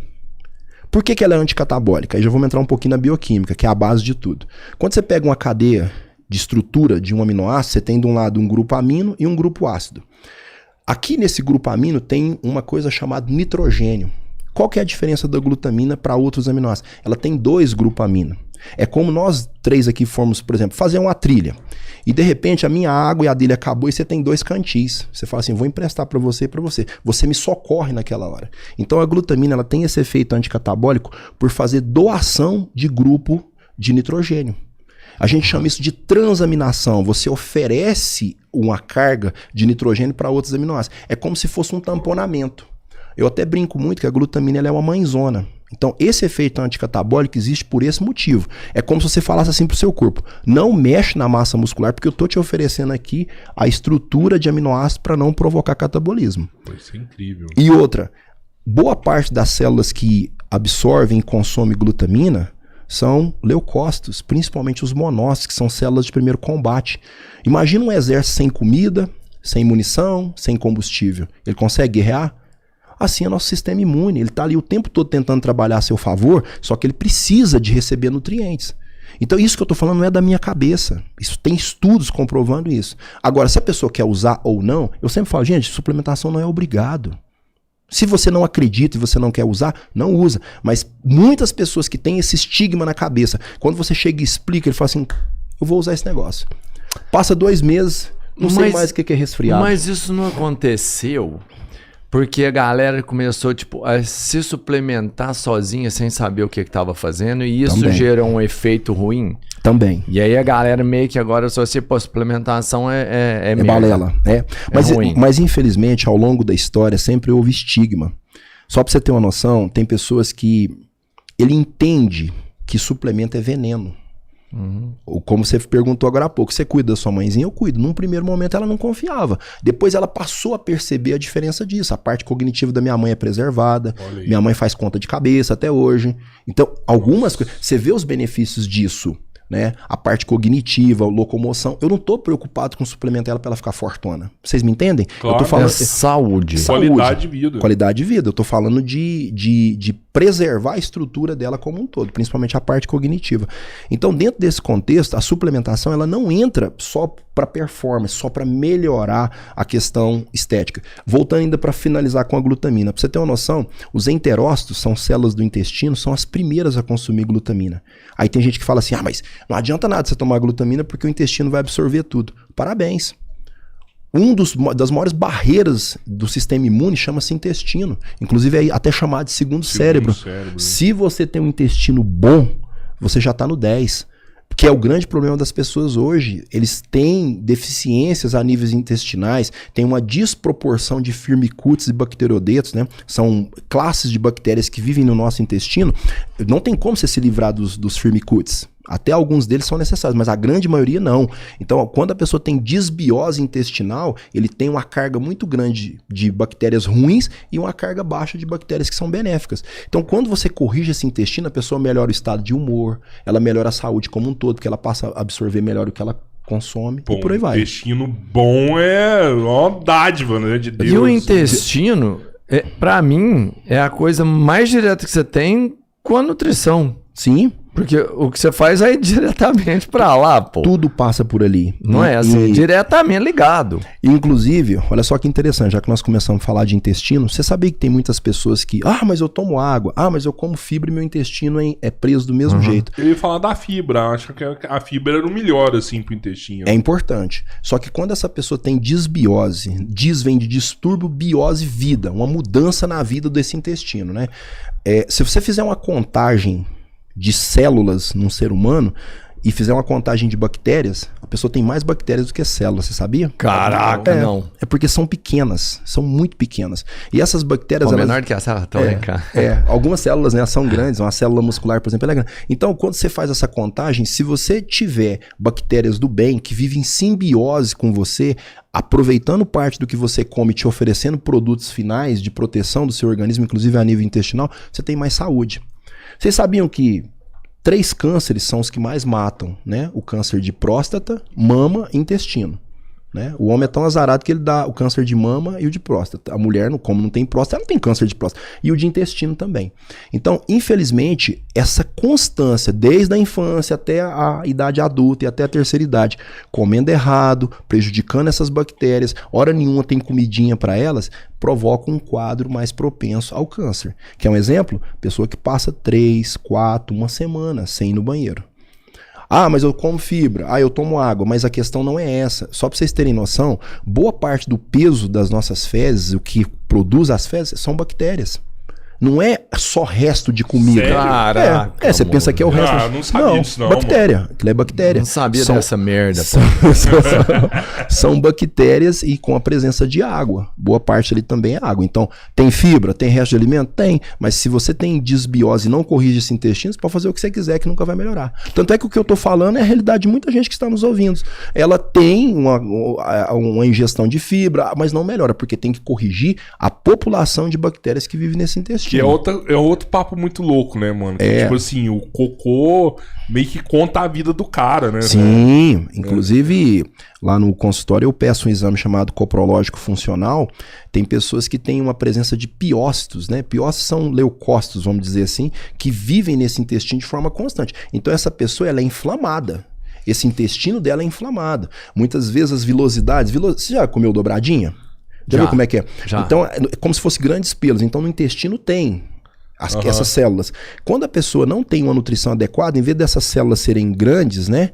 Elas são muito pequenas, são chamadas microvilosidades. A gente chama isso de mucosa careca. Ela não tem aquele negócio igual da dobradinha. Quase que o nutriente passa direto, é jogado nas fezes. E dá pra pegar isso nos exames. Dá lá, você acha tudo, tá lá. A proteína que ele tá comendo e por aí vai. E ali absorve pra caralho. Outra coisa importante é porque conforme o jeito... Você consegue com suplementação melhorar essa absorção ali? Consegue também com a mudança na dieta. Reverter essa parte careca, vamos falar assim, desenvolver o velcro ali, ó. Isso mesmo, porque como esses enterócitos são células, elas dependem de comida. Existem vários tipos de alimentos que são propícios para elas. Um deles é o que eu acabei de falar, que é a glutamina. Eu não estou dizendo que você vai colocar a glutamina e vai resolver todo o problema. Primeira coisa que nós temos que entender, vem cá, como que é seu nível de hidratação? O que você consome todos os dias? Porque tem determinados tipos de alimentos que provocam inflamação a nível intestinal. E essa inflamação destrói essa mucosa. Então, pelos exames dá pra pegar. Tem cara que tem uma dificuldade danada de ir no banheiro, Sim. de fazer um cocô, não sai de jeito nenhum, né? Isso mesmo. E tem alimentação ali, que você tem intestino saudável, digamos, Que o negócio só sai, assim, né? Não tem dificuldade nenhuma. Sim, inclusive... Liso. Só pra vocês terem noção, lá nesse exame a gente detecta também a quantidade de ácidos orgânicos que você está produzindo. Quando tem uma acidez muito grande, esse ambiente também está propício ao câncer. O cara tá queimando ali na hora de fazer o cocô ali, tá queimando. Não, essa acidez ela é medida pelo pH e pela quantidade de ácidos orgânicos mesmo. Eu falo assim, conforme o que você come, você acidifica o seu intestino, você acidifica até o sistema renal, pelo pH da urina dá para saber. Que é um exemplo de uma coisa interessante que as pessoas comem muito pouco hoje, vegetais crus, um repolho cru, uma cenoura crua, alimentos que vão mudar esse pH intestinal. Então, você come cru quando sim, você faz? Sim, na maioria das vezes, aquilo que dá pra você, lógico, bem higienizado, o ideal é você comer cru, porque você muda o pH você desse não dá intestino. uma refogadinha, um vaporzinho, nada, por exemplo, só... um brócolis, aí não tem como. Mas aquilo que dá pra você comer cru, sim. Uma cenourinha, você só põe um temperinho ali, um limãozinho. Você falou de bem embora. higienizado aí, tipo assim, por exemplo, uma cenoura. Se eu cascar ela, tá tranquilo? Pode, mas o que é o ideal da cenoura? Você não descascar, ou você só fazer aquela raspagem superficial. Porque uma série de alimentos de origem vegetal, parte dos nutrientes estão na casca, outros estão na semente. Batata. Tá na casca ou tá dentro? Não, ali é o amido. A batata, assim, principalmente a batata inglesa, é um dos alimentos que não é proibido você consumir, a inglesa. Tá? Não tô falando da batata doce. Com muito cuidado, porque... Não falei de índice glicêmico e carga glicêmica. A batata, ela quase que se assemelha ao açúcar. Então, por exemplo, você quer um veneno? Batatinha frita em demasia, principalmente essa pré-frita. Porque o tipo de gordura que é usado para ela pré-fritar, mas eu tô fazendo na air fryer, mas ela já foi adicionada gordura. E a carga de nutrientes desse tipo de alimento é muito baixa, que ela tem basicamente ali amido. Então isso explica por que muita gente engorda tanto. E eu, para ser sincero, é gostoso sim. Crocante e tal, acompanha um sanduíche, por aí vai. Mas o problema é a constância. Mas a batata, essa batatinha, não tem problema você tirar a película dela, não. Que ela é muito fininha, né? Quando ela é a mesma coisa também, por dentro e por fora, né? Mesma coisa. Não é tão bom, não. Elimar, por que você é foda desse tanto assim, velho? Tem uma explicação nesse negócio assim, cara? Eu vejo assim que quando você faz alguma coisa com amor, é toda a diferença. Faz toda a diferença. Que é um exemplo que eu gosto muito de usar. De repente você está fazendo uma viagem para São Paulo. Vocês falaram que vão muito para São Paulo. E você faz um projeto, você faz uma estimativa de chegar em São Paulo tá hora, mas não vai chegar. Aí você fala assim, vamos parar aqui, vamos almoçar. De repente, meu querido, você para num restaurantezinho simplesinho, uma senhorinha com lenço na cabeça, uma mesazinha simples, e você come uma das melhores comidas da sua vida. Qual que é a diferença? Às vezes é o carinho, é o amor que a pessoa fez aquela comida. E de repente você vai num restaurante chique, que você paga lá R$500 num prato, e aquela comida sonsa sem graça. Porque às vezes não teve o mesmo amor. E eu acho que falta muito isso na área de saúde. Tá? A gente sabe que a área de saúde ela é promissora, então muita gente, quando vai escolher uma faculdade, ele entra nessa área, mas ele esquece que ele vai lidar com o ser humano. Muitas pessoas nos procuram ali no consultório, no fundo ele não está atrás de dieta, ele está atrás de um apoio. E infelizmente tem gente que maltrata um paciente. Estranho, né? Você pagar uma consulta para ser apoiado, chega lá, o camarada vai te esculachar. E não é isso. E muitas vezes eu vejo pessoas que dão resultado, não tanto pela dieta em si, mas pelo apoio, para ele saber que tem mais uma pessoa na vida dele para torcer por ele. E eu gosto muito disso. Às vezes a gente recebe esses feedbacks e isso nos deixa muito feliz. Nós não falamos de pessoas que... Usa-se um termo hoje, um eufemismo, né? O hater. Que mano é hater? É um idiota mesmo. Aquela pessoa que fica sondando coisas na internet para criticar, para encher o saco. E perturbar quem está produzindo e ajudando pessoas. Mas nós temos também as pessoas do bem. Que entra numa publicação, cara, que bacana, isso aí que você me falou me ajudou. Olha, eu te fiz uma consulta, você mudou minha forma de pensar. Porque no fim das contas, meu querido... Isso é a maior recompensa pra você, o feedback do... Isso é muito bom, isso é motivador. E quando eu vejo um paciente meu que tem resultados, principalmente nesse aspecto da saúde mesmo, porque eu até gosto muito de citar isso, nossas vidas, nós somos vários personagens, né? Tem gente que uma hora ele é o esposo, outra hora ele é o empreendedor, ele é o patrão, ele é o pai, e você tem que ter saúde para gerir tudo isso. Eu vejo pessoas hoje que são empreendedores, ele tem um capital muito bem construído, ele tem bens, mas o maior bem ele vai largando para lá, que é a saúde.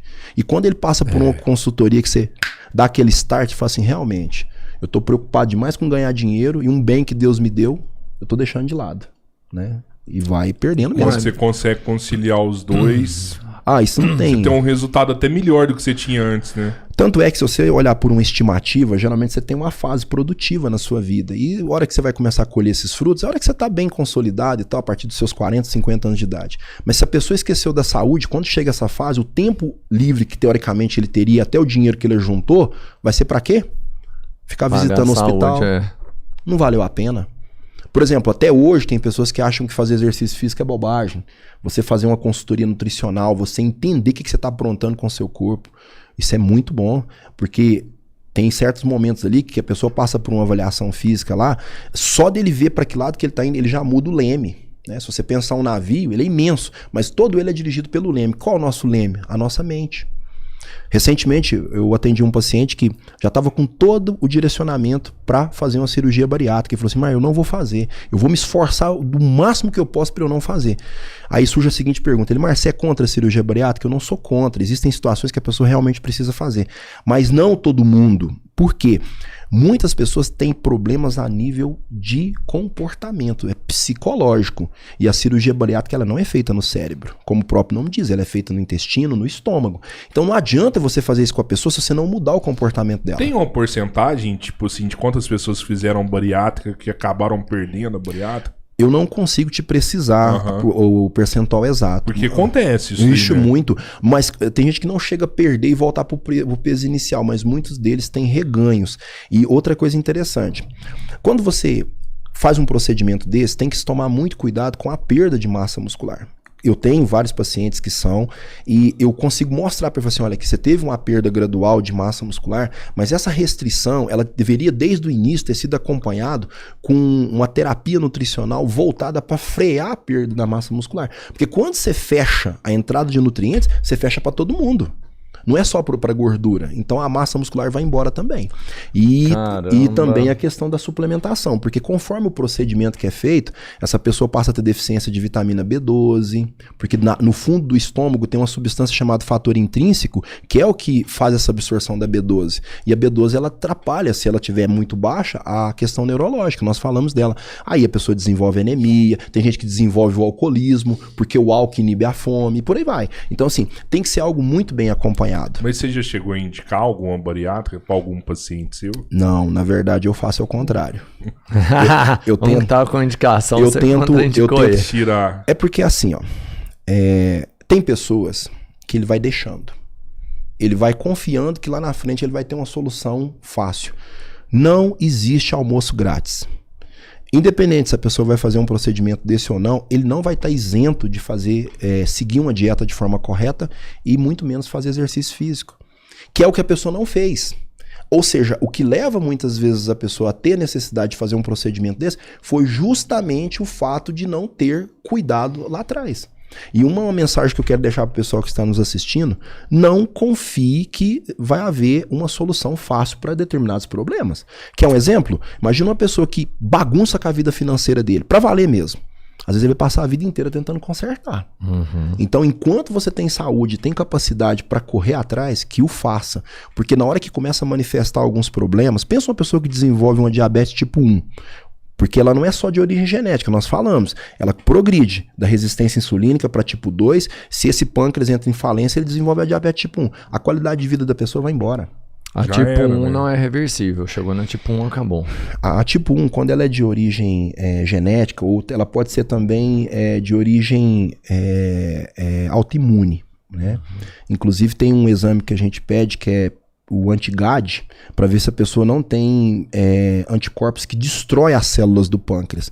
Mas a pessoa também consegue destruir essas células quando ele come de forma demasiada glicose, açúcar, porque a toxicidade do açúcar destrói as células do pâncreas do mesmo jeito. Então chega um ponto que esse pâncreas não produz mais insulina de forma satisfatória. E paralela a isso, a resistência insulínica, que é provocada por excesso de gordura corporal. A resistência insulínica é assim, ó, é como se chegar uma pessoa que toca uma campainha, que seria a insulina lá na rua, e nós não escutássemos. Existe toda uma cascata para que essa glicose entre na célula. Então, o tempo todo a glicemia dessa pessoa fica alta porque a insulina não consegue estimular toda uma cascata metabólica para aceitar essa glicose dentro da célula. Então é uma sequência de coisas que leva a diabetes tipo 1. E realmente foi o que você perguntou. Depois que desenvolveu a diabetes tipo 1, a cura fica muito mais difícil. Porque aí esse pâncreas já tá em falência. Né? A gente teve um convidado aqui que é até cantor sertanejo, ele fez bariátrica, cara. E ele falou assim pra gente, falou, cara, eu sofro tanto com a bariátrica que eu fiz, assim. Ele falou que pra ele comer hoje ele sofre, sabe? Eu nunca escutei esse relato com outras pessoas que fizeram. Conheço pessoas que fizeram e que tá tudo ok, que gostaram e tal, e tá tudo bem na vida delas. Mas me assustou, sabe, a hora que ele falou assim, cara, tem muita coisa que eu não dou conta de comer mais depois que eu fiz a bariátrica. Ele trata a bariátrica dele como a pior escolha da vida dele. Existem casos, eu tenho até um paciente que se você olhar pra ele, você não acredita que ele fez. Perfeito. Então, o que nós estamos falando, porque quem está nos assistindo pensa, nossa, você está, como se diz, tacando pedra. Não estou. Mas mudou a cabeça, né? Porque a bariátrica nada mais é que um tempo para você mudar a sua cabeça, né? E para você adquirir novos hábitos. Porque se a pessoa muda tudo, beleza, sucesso. Mas tem gente que não. E tem pessoas que fazem até mais de uma vez o procedimento. A mensagem que nós estamos tentando passar aqui é que, de todo jeito, essa pessoa tem que mudar a cabeça, mudar os hábitos e progredir numa dieta. Até porque eu brinco muito o seguinte, a palavra dieta, ela vem do grego, significa daetar. Então, todo ser que vive, desde uma bactéria até um elefante, ele carece de uma dieta. Ele precisa ter uma dieta. Até o elefante, Até o elefante. Até um bebezinho tem dieta, sabia disso? Um recém-nascido, ele tem, o leite materno, pelo menos deveria ser, né?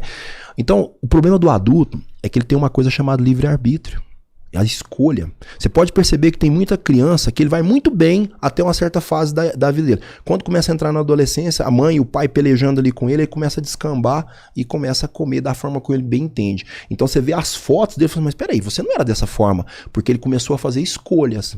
Então a primeira coisa que a pessoa tem que entender é que as escolhas é que leva a esse quadro. A constância de exageros em produtos alimentícios, excesso de calorias vazias e por aí vai. Então não adianta às vezes a gente fazer uma intervenção somente na parte física, é na parte mental mesmo.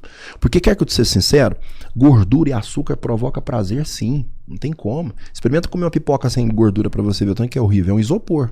Mas nós temos que saber dosar isso, né? Bom, é o seu futuro, né? Você quer ficar aqui mais tempo ou menos? Opa, como é que você quer chegar, né? Eu sempre falo o seguinte, que idosos todos nós podemos ser, né? E esperamos que Deus nos dê essa oportunidade de ficar idosos. Ficar velho não. Ficar velho não. Ficar velho é outra coisa. Eu não sei se você pensa nisso, eu já até falei em outros podcasts também, eu acho que a gente, cada vez que passa, a gente vai viver mais, assim, porque a medicina tem evoluído tanto, né? E se a gente não preocupar, realmente ter uma qualidade de vida, né? Imagina, pô, eu acho que tem gente aí que já vai começar a viver até 120 anos, 130 anos, com mais normalidade, sabe? Então a gente tem que buscar sempre uma qualidade de vida para chegar nisso aí, né, cara? Você tocou num assunto muito interessante. Nós temos basicamente duas idades. Não sei se vocês já ouviram falar disso. Eu ia te perguntar isso também, hora. Uma é a idade cronológica, né? Crono vem de tempo.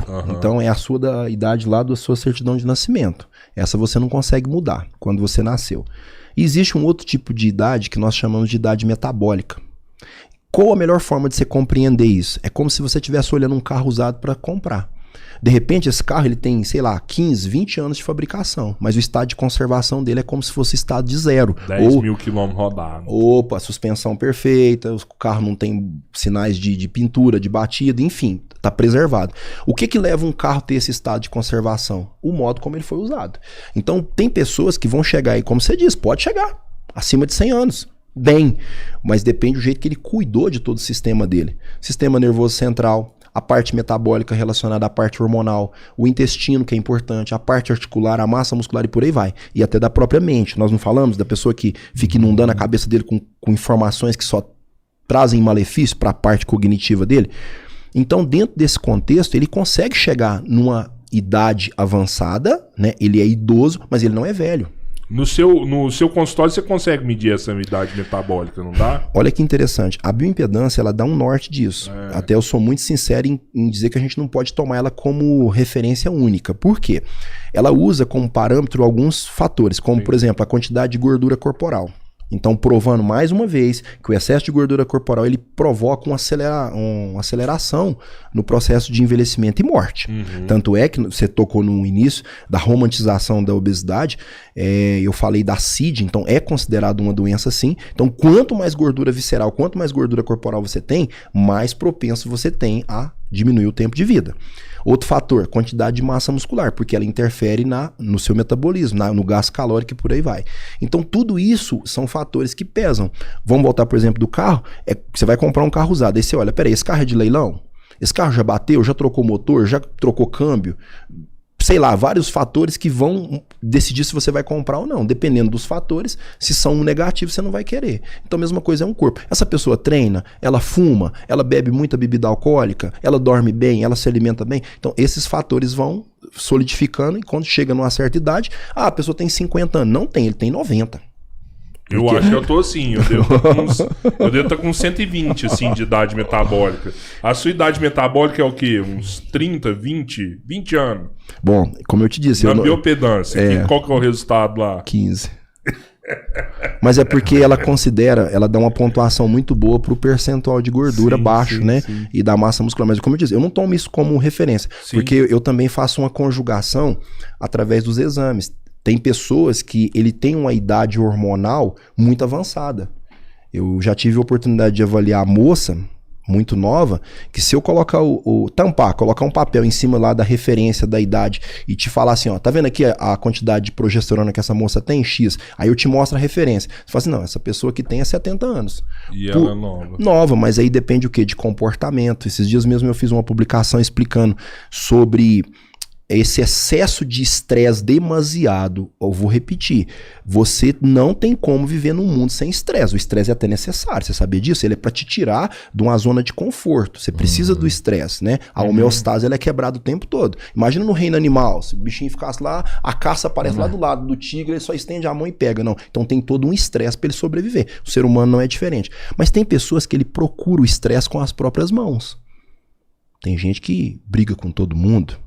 Tem gente que ele é estressado o tempo todo. Ele se envolve em assuntos que não vai mudar em nada. Quantas pessoas que vocês conhecem que nesse período mais latente da política, e até no presente momento, eram amigos de finais de semana, de reunir a família em casa e se tornar inimigo por conta de política. Eu, Albertinho, eu odeio o Albertinho. Então, mas eu ia falar isso, mano. Mas aí é política, você já vai num trem muito foda, mano. Mas não dá não, mano. Mas tem uns caras que faz graça com a cara da gente, pô. Os caras acham que a gente é... pô, não vou nem falar. Calma. Política? Esse negócio de hormônio tem a ver com a puberdade precoce? Sim. Uma criança? Sim, olha só que interessante. Tem alguns alimentos que, infelizmente, eles podem agir como disruptor endócrino. O que é isso? Você tem, por exemplo, um sítio de ligação, né? Vamos pensar aqui, esse copo, tá? E faça de conta que aqui deveria se ligar uma vitamina. Um zinco, por exemplo. Só que essa pessoa, devido à convivência onde ela mora, por exemplo, tem muita poluição, a dioxina é uma delas, né, quando queima a cana de açúcar, ou até mesmo da própria alimentação, um cloro, um flúor, um bromo, um chumbo, ele vem e se liga a esse receptor. Então toda aquela reação metabólica que aconteceria dali para frente, que dependia daquele mineral ou daquela vitamina, já não vai acontecer mais. Então por isso que tem que tomar muito cuidado com o que as mães oferecem para uma criança desde a infância. Então essa história de que não, esse lanche da escola aqui é muito mais prático, pega lá um salgadinho com desses suquinhos químicos aí lotado de corantes e outras coisas mais, você está prejudicando o momento em que vai ter os picos de hormônios nessa criança, para ela desenvolver e crescer. Só para você ter uma noção, a criança, ela cresce e desenvolve de forma muito intensa 2 vezes na vida. Um é o primeiro estirão, que acontece no primeiro até o 2º ano de vida em média, e o próximo é por volta dos 10, 12 anos de idade e segue até o final ali da juventude. Então essas fases, elas são cruciais. Não estou dizendo que as fases subsequentes também não são. E tem gente que já começa a privar a criança de nutrientes desde essa fase.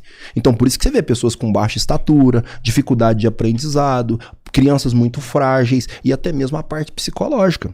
Porque o próprio cérebro que produz e que também depende da produção de alguns neurotransmissores, se não tem matéria-prima, não funciona. E o que acontece hoje também é que, infelizmente, muitos alimentos que as pessoas ingerem podem ter traços de hormônios que atrapalham essa produção ou agem de forma muito antecipada. Quando você conversa com algumas pessoas da produção de alimentos de origem animal, muitos vão negar, falam, não é usado nada para ajudar na postura, no crescimento do animal, mas é lógico que sim, porque o produtor ele precisa sim do lucro. Quando você compara o tempo de produção de alguns animais com o que era feito no passado, você vê que esse tempo é acelerado. O que é? Mágica? A gente sabe que não. Não sei, eu já vi, por exemplo, um frango hoje em 40 dias, né? De pintinho para frango abatido. E muitas vezes nós não vamos nem entrar na questão de falar que está usando hormônio ou não, não é isso. Não, é a raça, é a genética mesmo. E também o que é dado para esses animais, porque muitas situações não tem espera do tempo de abate, né? Agrotóxico e por aí vai. Então pode sim acontecer. Ou essa puberdade precoce, ou ela ser atrasada. Constantemente eu vejo isso no consultório. Mais precoce ou mais atraso? Não, geralmente o que eu mais vejo é atrasado. Mas esse atraso, ele também ocorre por questões nutricionais, como eu falei. É aquele pai que às vezes não quer se indispor com o filho, o menino bate o pé na hora do almoço, quer comer só batata frita com arroz, aquela criança que não põe uma verdura no prato, eu não gosto. Não, tem situações, nós somos do tempo que a mãe que punha no prato você comia, até porque você não tinha. Eu sou de uma época... Dura era pôr no prato. Não tinha. Só pra ter uma noção. Não punha nada. Mas você passou por essa época mesmo? Passei. Não tinha mesmo? Não, tinha, mas era muito regrado. Por exemplo, carne. Carne era luxo. Você comia basicamente eram vegetais mesmo, quando muito era um ovo, às vezes um frango, né? E na época comprava era o frango inteiro. Sou de uma época que meu pai e minha mãe compravam um galo, uma galinha e matava ali, a gente via matar. Então não é como aí hoje. Brigava quem ia ficar com o peito, ou com ela, né? Entendeu? Então as coisas mudaram hoje. Essa gama de comida que existe hoje, isso é uma dádiva, é uma bênção de Deus, porque as pessoas hoje têm condições de comer melhor do que alguns anos atrás. Mesmo com todo o aumento que houve no preço dos alimentos, hoje as pessoas de uma maneira geral têm mais acesso do que antigamente, apesar de que muitas vezes depende muito da escolha. Eu tive uma professora de nutrição, eu admiro muito, muito inteligente, é uma das pessoas que eu me espelhei. De Uberlândia? Você formou em Uberlândia? Formei em Uberlândia, na Unitri. Massa. Ela falava assim, olha, quando vocês forem prescrever uma dieta... Não, fala o nome dela, mano. Ana Cristina. Essa aí a gente tem que saber quem é. Se ela você espelha também, nela, ela deve ser do caramba. Uma das profissionais que eu sempre admirei, muito estudiosa, né? E a gente tem que ter isso mesmo, tem que se espelhar em gente boa, né? Claro. E ela falava o seguinte, que quando nós fôssemos prescrever uma dieta, que você literalmente não tivesse tanta dó de colocar aquilo que é o ideal. Não é inventar moda. Eu sou um profissional que eu não invento moda. Eu não vou mandar você comer salmão todo dia, que eu sei que não tem condições. Olha, você vai comer o queijo da cabra com asa. Castanha da Europa. Não, é o basicão. Mas tem pessoas que mesmo que você passe o básico, comer ovo, ele fala que é caro, mas ele tem dinheiro para comprar a cervejinha do final de semana, ele tem dinheiro para fumar, então não é uma questão da falta do dinheiro em si, é a questão de prioridade. Isso é muito distinto. Tem situações que a pessoa realmente não tem condição, beleza, mas a grande maioria não. Ele tem o dinheiro para fazer algumas coisas que não são importantes, mas para investir na nutrição, não. E eu não tô nem falando de suplementação, tô falando de comida mesmo, literalmente. Sim. Aqui em Araguari eu não sei, mas em Uberlândia, por exemplo, nós temos as feiras livres, e pelo Brasil todo tem. Aqui tem. Tem os pacotinhos lá de verduras que custam R$2. R$2 um pacotinho com cenoura, cambutiá, o que você quiser. Então não é caro ao extremo, depende da prioridade. Tem paciente meu que fala assim, Neymar, eu gastava 2.000 de iFood por mês. Depois que eu passei por aqui, eu gasto 100, 200, com uma vez ou outra que eu peço alguma coisa. Então eu passei a economizar. Tô gastando 2.000 com alimentar, tô brincando, né? Gasta menos. Gasta menos porque hoje. Uma das coisas que eu ensino os meus pacientes a fazer, inclusive eu faço isso, é você fazer as suas marmitinhas ali, você pode mesclar, você coloca a base de carboidrato para aqueles que vão consumir. Quantas refeições, falando do cara fazer uma marmitinha dessa, quantas que seria o ideal para ele consumir? Alimentação para um cara fazer por dia? Pelo menos, no mínimo, quantas tem que fazer? Bom, no dia a dia atual é difícil falar para você vai comer 6 vezes por dia. É complicado. Tem pessoas que conseguem. Mas se você conseguir fazer 4 refeições bem feitas, você está muito bem. Que inclusive é mais ou menos a média do que eu faço, 4 a 5. Aquela história antiga de comer, olha, você tem que comer de 2 em 2 horas, não tem como. Pensa uma pessoa que trabalha num banco, toda hora corre lá vai comer, ou quem trabalha, sei lá, num call center, por exemplo. E fora outras situações, um motorista, né? Então, você comer de forma correta, você não tem fome para comer de 2 em 2 horas, a não ser que você come igual um passarinho. E não é o ideal também, porque conforme o processo de emagrecimento, você faz uma refeição pontual aqui, mesmo que ela tenha saído do seu estômago, o esvaziamento gástrico não vai ser completo, ainda tem parte daquele alimento, ainda está no intestino sendo absorvido. Então não faz sentido. E muita gente que reclama, foi bom você ter feito essa colocação, eu sinto fome o tempo todo, é porque ele come errado. Imagina uma pessoa que acorda de manhã, pega 2 biscoitos, 3, 4 biscoitos, água e sal e toma um café preto. É um café da manhã? Teoricamente sim, mas a carga de nutrientes, principalmente no que diz respeito a gorduras boas e proteína, naquela refeição é muito baixa. Não tem quase nada. Agora vamos mudar o cenário. A pessoa vai lá de manhã, faz lá 3, 4 ovos mexidos, pode tomar o café dele sem problema nenhum, pega lá um mamão com aveia, olha a diferença dessa refeição. Essa pessoa consegue fazer uma refeição dessa tipo 8 da manhã e consegue ficar até a hora do almoço, meio-dia, 11h30, sem estar sentindo fome. E o que é o legal disso aqui? Ele não dá picos de insulina o tempo todo. Como eu falei, insulina é um hormônio adipogênico. E eu sempre digo que a insulina ela tem um papel de imperar sobre outros hormônios e estimular enzimas que provocam o processo de engordar. Então, quanto mais baixo você conseguir manter sua insulina, melhor para você. Essas 4 refeições que a gente faz no dia seria o tradicional. Café, almoço, um lanche à tarde e uma janta. E uma janta. E desde que essa janta também não seja muito tarde. Isso. O que é o último horário ideal? Vamos pensar uma pessoa que vai dormir 11 horas da noite. 8 horas. 8 horas seria o último horário. Seria o último. Porque olha só, quando der esse horário de 23 horas, boa parte dessa alimentação já está digerida e essa pessoa não vai ter pesadelos, não vai ter problemas com até comida é pesadelo? Depende. É porque olha que pergunta bacana. O nosso cérebro ele trabalha com prioridades. E assim como o que a gente chama de sequestro. Por que uma pessoa dá convulsão? Não é porque ele entra debaixo do chuveiro, é por causa da atividade física. Existem estudos de gente ter convulsão nadando, fazendo sexo, ele acaba de comer e vai lá, infelizmente ele vai passar mal. Porque há um sequestro de sangue para a região do peritônio, que é a região onde está o estômago, o intestino e por aí vai. Então falta para o cérebro. Por isso que a pessoa passa mal. Tem que ficar mais quietinho mesmo. Mais quietinho. E uma outra coisa, já que você tocou nesse assunto, até comidas muito pesadas, elas não são bem-vindas em determinados horários do dia. Principalmente para quem dirige. Existe um quadro... Uma pesada é uma feijoada, por exemplo? Opa, ele já foi na mais pesada, né? Mesmo, feijoada uma macarronada. Principalmente pela carga de gordura. Olha só que bacana. O nosso intestino delgado, ele produz uma coisa chamada bicarbonato de sódio. O bicarbonato como um todo, né? Não só de sódio, produz bicarbonato. Quando esse bicarbonato entra a nível de intestino, ele muda o pH do seu sangue. Esse sangue que estava num pH normal, ele começa a ficar mais alcalino. Quando isso acontece, seu corpo tenta compensar. Como é que ele compensa? Diminuindo sua frequência cardíaca e sua respiração. Então você vai ficar o quê? Sonolento. Por isso que é perigoso a pessoa comer grandes quantidades e ir pro volante. Tem pessoas que têm um sono tão intenso quanto um sono da madrugada. Então essa pessoa apaga. Percebe? Porque o seu corpo, naquele momento, ele tá dando prioridade para a digestão. Sei demais, então, que é isso? Sono descomunal. E quando você come grandes cargas de gordura, né, você estimula esse quadro. Isso chama marasmo pós-prandial. É um marasmo. A palavra prandial significa alimentado. Então, pós-prandial depois de você comer. Pô, então, entendeu? Depois do almoço, realmente é indicado o cara ir lá e dar aquela deitada ali de meia Pestana. Isso aí a gente chama de reset, né? O nosso cérebro, ele tem alguns momentos que ele te cobra isso. Quando eu estudei para alguns concursos que Deus me abençoe, eu passei. Sou o primeiro que vai tomar água aqui. Eu fazia muito isso. Quando você tem uma dificuldade ali com uma questão, você dá uma descansada, você dorme, fica mais fácil de você depois resolver aquilo. Então, esses resets que nós fazemos, que é o famoso cochilo depois do almoço, ele é muito bem-vindo para você descansar o cérebro. Boa. Você estava me perguntando agora há pouco sobre essa questão da dificuldade financeira na infância. Sempre houve, né? E isso é uma coisa interessante. Por que tem muita gente que é muito seletiva? O que é seletivo? Vamos usar um termo mais simples. Chata. Escolhe demais o que comer. É porque muitas vezes ele não teve essa oportunidade da escassez. A escassez tem hora que ela é bem-vinda. ok? Eu, antes de voltar para Uberlândia, eu era sempre, um bom tempo da minha vida, eu era do Exército. E na Amazônia, onde nós servíamos, você não tem comida. Que você foi pra Amazônia, velho. Caralho, velho. Fiquei lá quase 5 anos.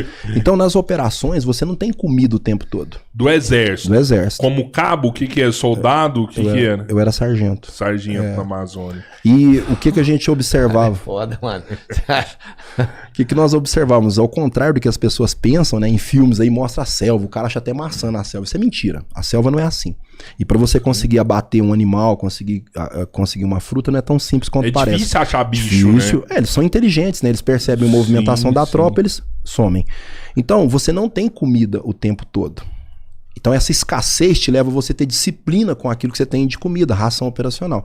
Tanto é que quando eu incorporei, né, no Exército, todo mundo fala assim, nossa, comida do Exército é horrível.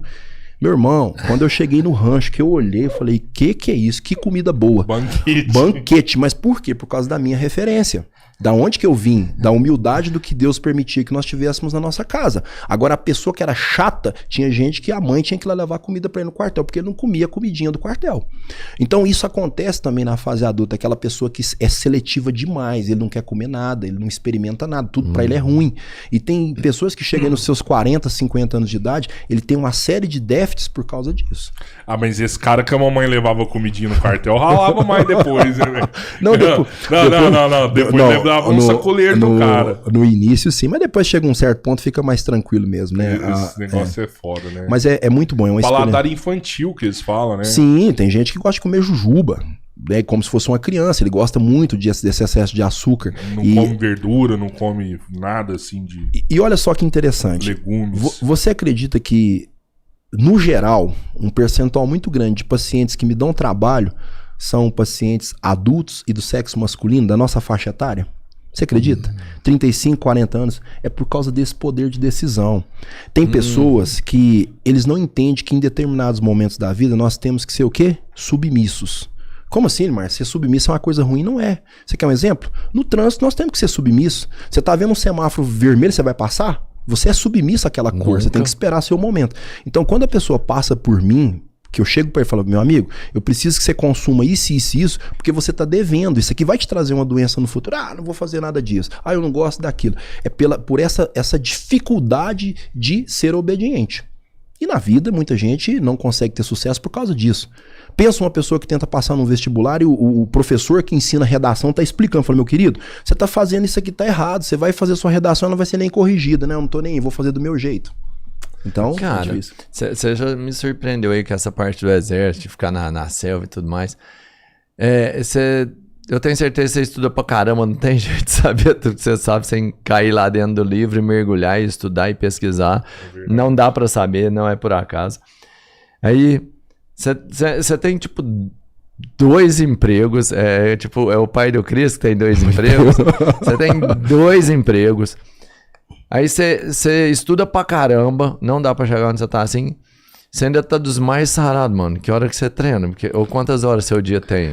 Geralmente eu acordo às 5 da manhã, 5h30 e treino na parte da manhã. Quando não é possível, geralmente eu vou à noite. Mas eu até aconselho a pessoa que não tem esse tempo para treinar no final do expediente. É um perigo isso, porque a pessoa tá cansada, hoje eu não vou, amanhã eu não vou. Então eu já aconselho fazer isso, acordar mais cedo. Nossa, mas eu vou ter que acordar 1 hora mais cedo.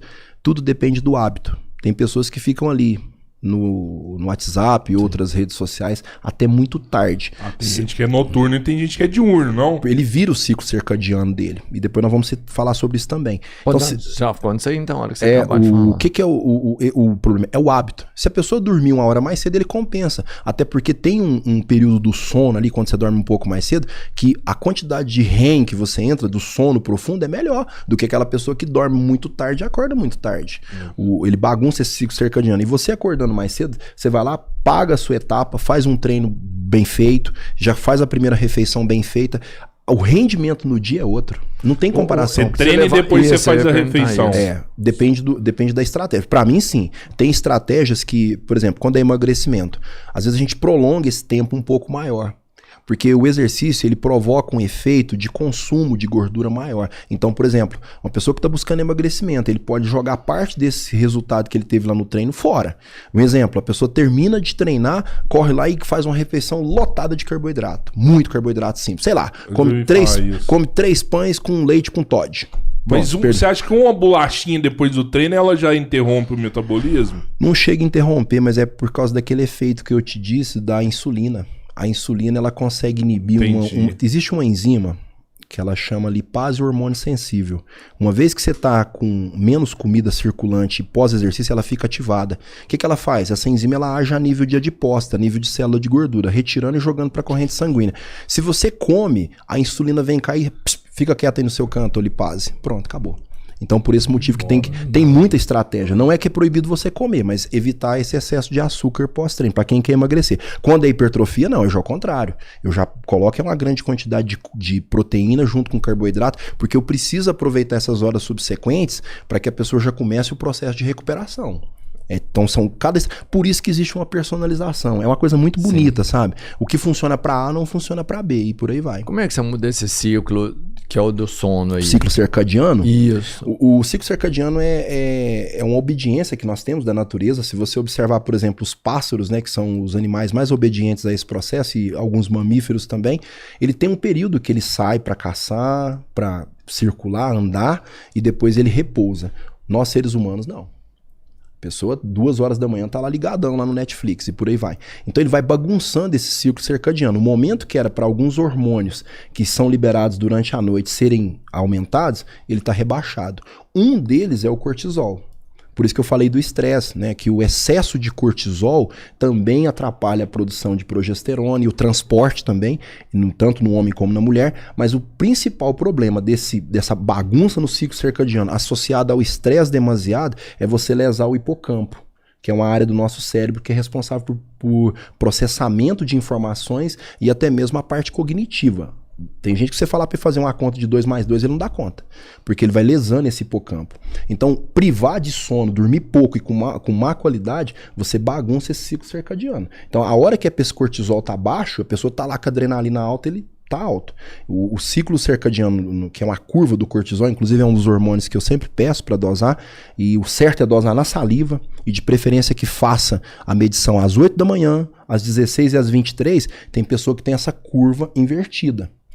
De manhã o cortisol dele é muito baixo, ele começa a aumentar à tarde e à noite, que é a hora dele descansar, tá alterado.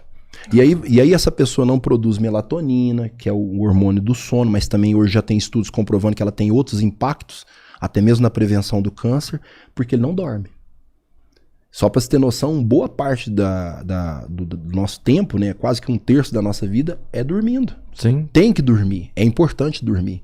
E sono hoje é um problema. Porque ou a pessoa dorme pouco ou dorme com baixa qualidade.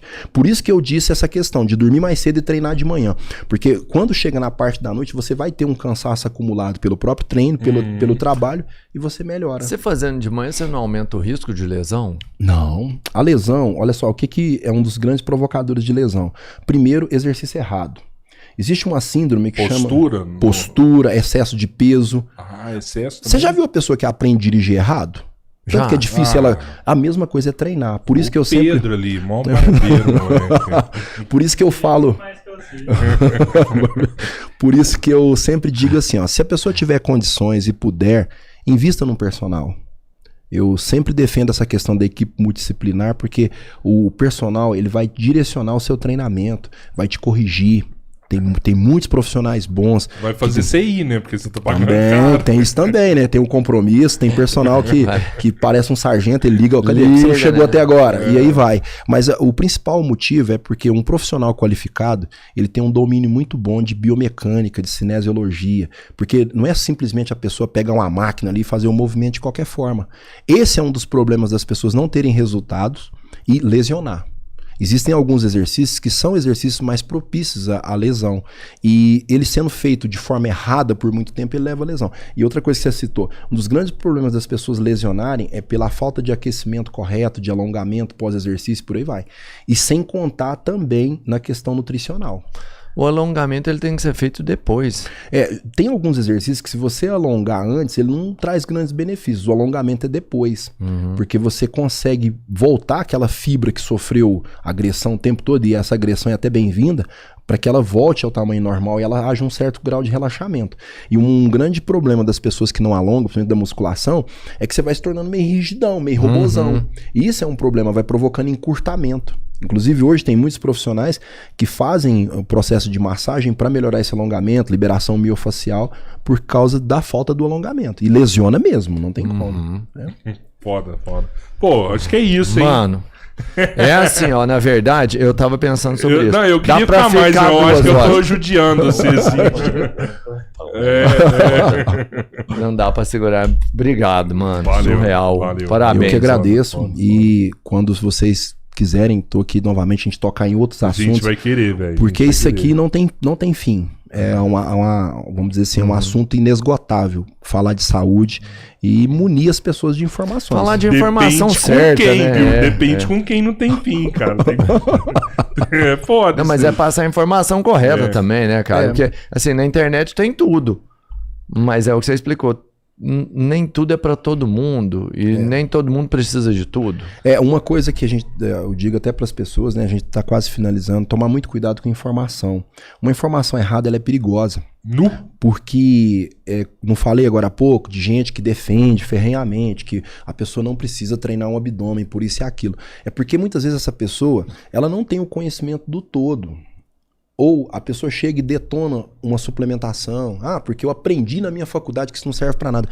Para dizer para vocês, existem uma classe de mais de 1000 suplementos hoje no mercado. Que existe para você suplementar, para você melhorar a performance. E as pessoas ficam presas somente a esse basicão que eu falei. Glutamina, creatina, whey. Não, tem outras coisas importantes. Uma coenzima Q10, um Reverastrol, um indol 3-carbinol, que é para mulher evitar, né, diminuir o risco de câncer de mama. Tem muita coisa interessante. Tem algum que ajuda no estudo? Vou suplementar pra mim estudar e ficar foda aqui. Magnésio trionato. É uma forma concentração. Isso, a coenzima Q10, porque na parte cerebral, a própria vitamina D3, o zinco, tudo isso interfere na parte cerebral, porque a pessoa que estuda, ele precisa de duas coisas, ele precisa de ter concentração, armazenamento e depois conseguir buscar esses dados. O que faz um computador ficar lento? Ele não tem acesso às informações. Sim. E por aí vai. E o detalhe também, já que você tocou no assunto, a pessoa evitar o álcool. Um conselho que eu dou para as pessoas que estão estudando para vestibular, para concurso público. Você quer passar de verdade? Você não vai morrer se você parar de beber por um período. E depois a pessoa observa que o rendimento dele é outro. Porque ele atrapalha assim, faz diferença mesmo. O álcool faz mal, assim, uma cervejinha. Eu falo assim, sexta, sábado, domingo. Depende. Na verdade, assim, não adianta não vai queimar comigo, você tá vindo tão bem. Tão bem, né? Agora... Aí, tá vendo? No final, quem mandou eu tocar nesse assunto, né? Lembra que eu falei de pessoas que são muito permissivas, né? Até de certas pessoas da área de saúde que alegam que não há prejuízo nenhum. Tem. Prejuízo tem. Agora, tudo vai depender do quê?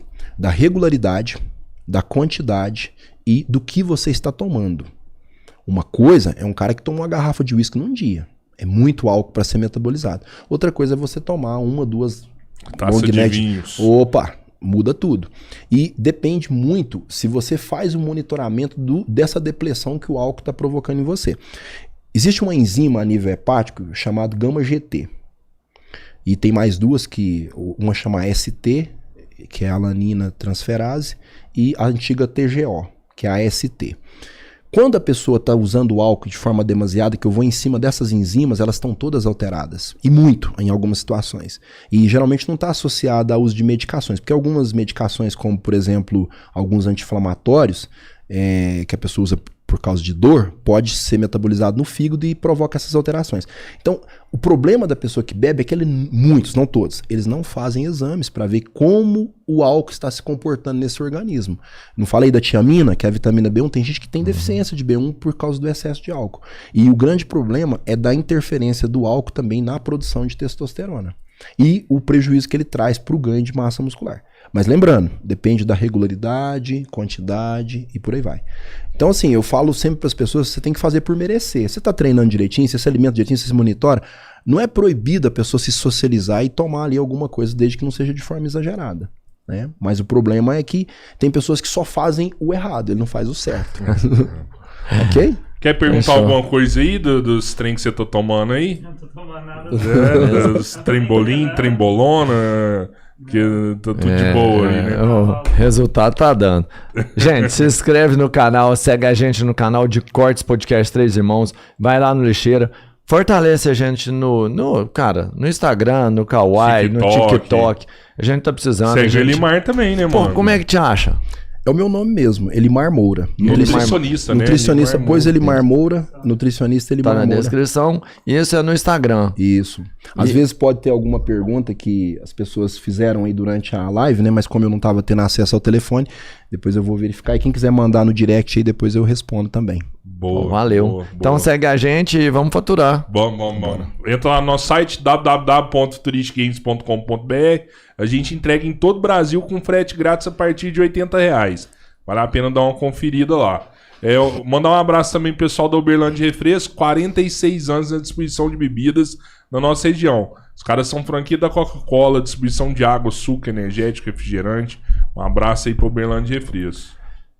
Termolar, parceiro internacional, referência em produtos térmicos. O copo da moda que mantém sua bebida gelada por muito tempo e aquecida por um bom tempo. Pode ser também a garrafa de café ou uma caixa térmica. Se você precisa de produtos que durem mais, use a Termolar, porque tudo que é bom dura mais. Pizzaria do Manu dispensa os meus comentários, porque é a melhor pizza que a gente tem na região. Mano, tá top, hein? Além de ser muito boa essa pizza, ele entrega com muita agilidade. Pepperoni especial. Basta você ligar no 3246-6008 e o Manu entrega onde você estiver. Agora, se você precisa de internet de qualidade, aí eu sugiro WN Telecom. Essa empresa ganhou prêmios diversos não só por ser a melhor internet, mas também é mais rápida. É uma empresa de pessoas para atender pessoas. Irmão, obrigado. Eu Pô, agradeço. valeu Vamos demais. pra queda de Pra braço queda de braço. agora. Oh, eu ia perguntar se você tirava aquele braço comigo. Obrigado a vocês. Valeu, obrigado. Valeu, gente. Valeu, Fui. fui.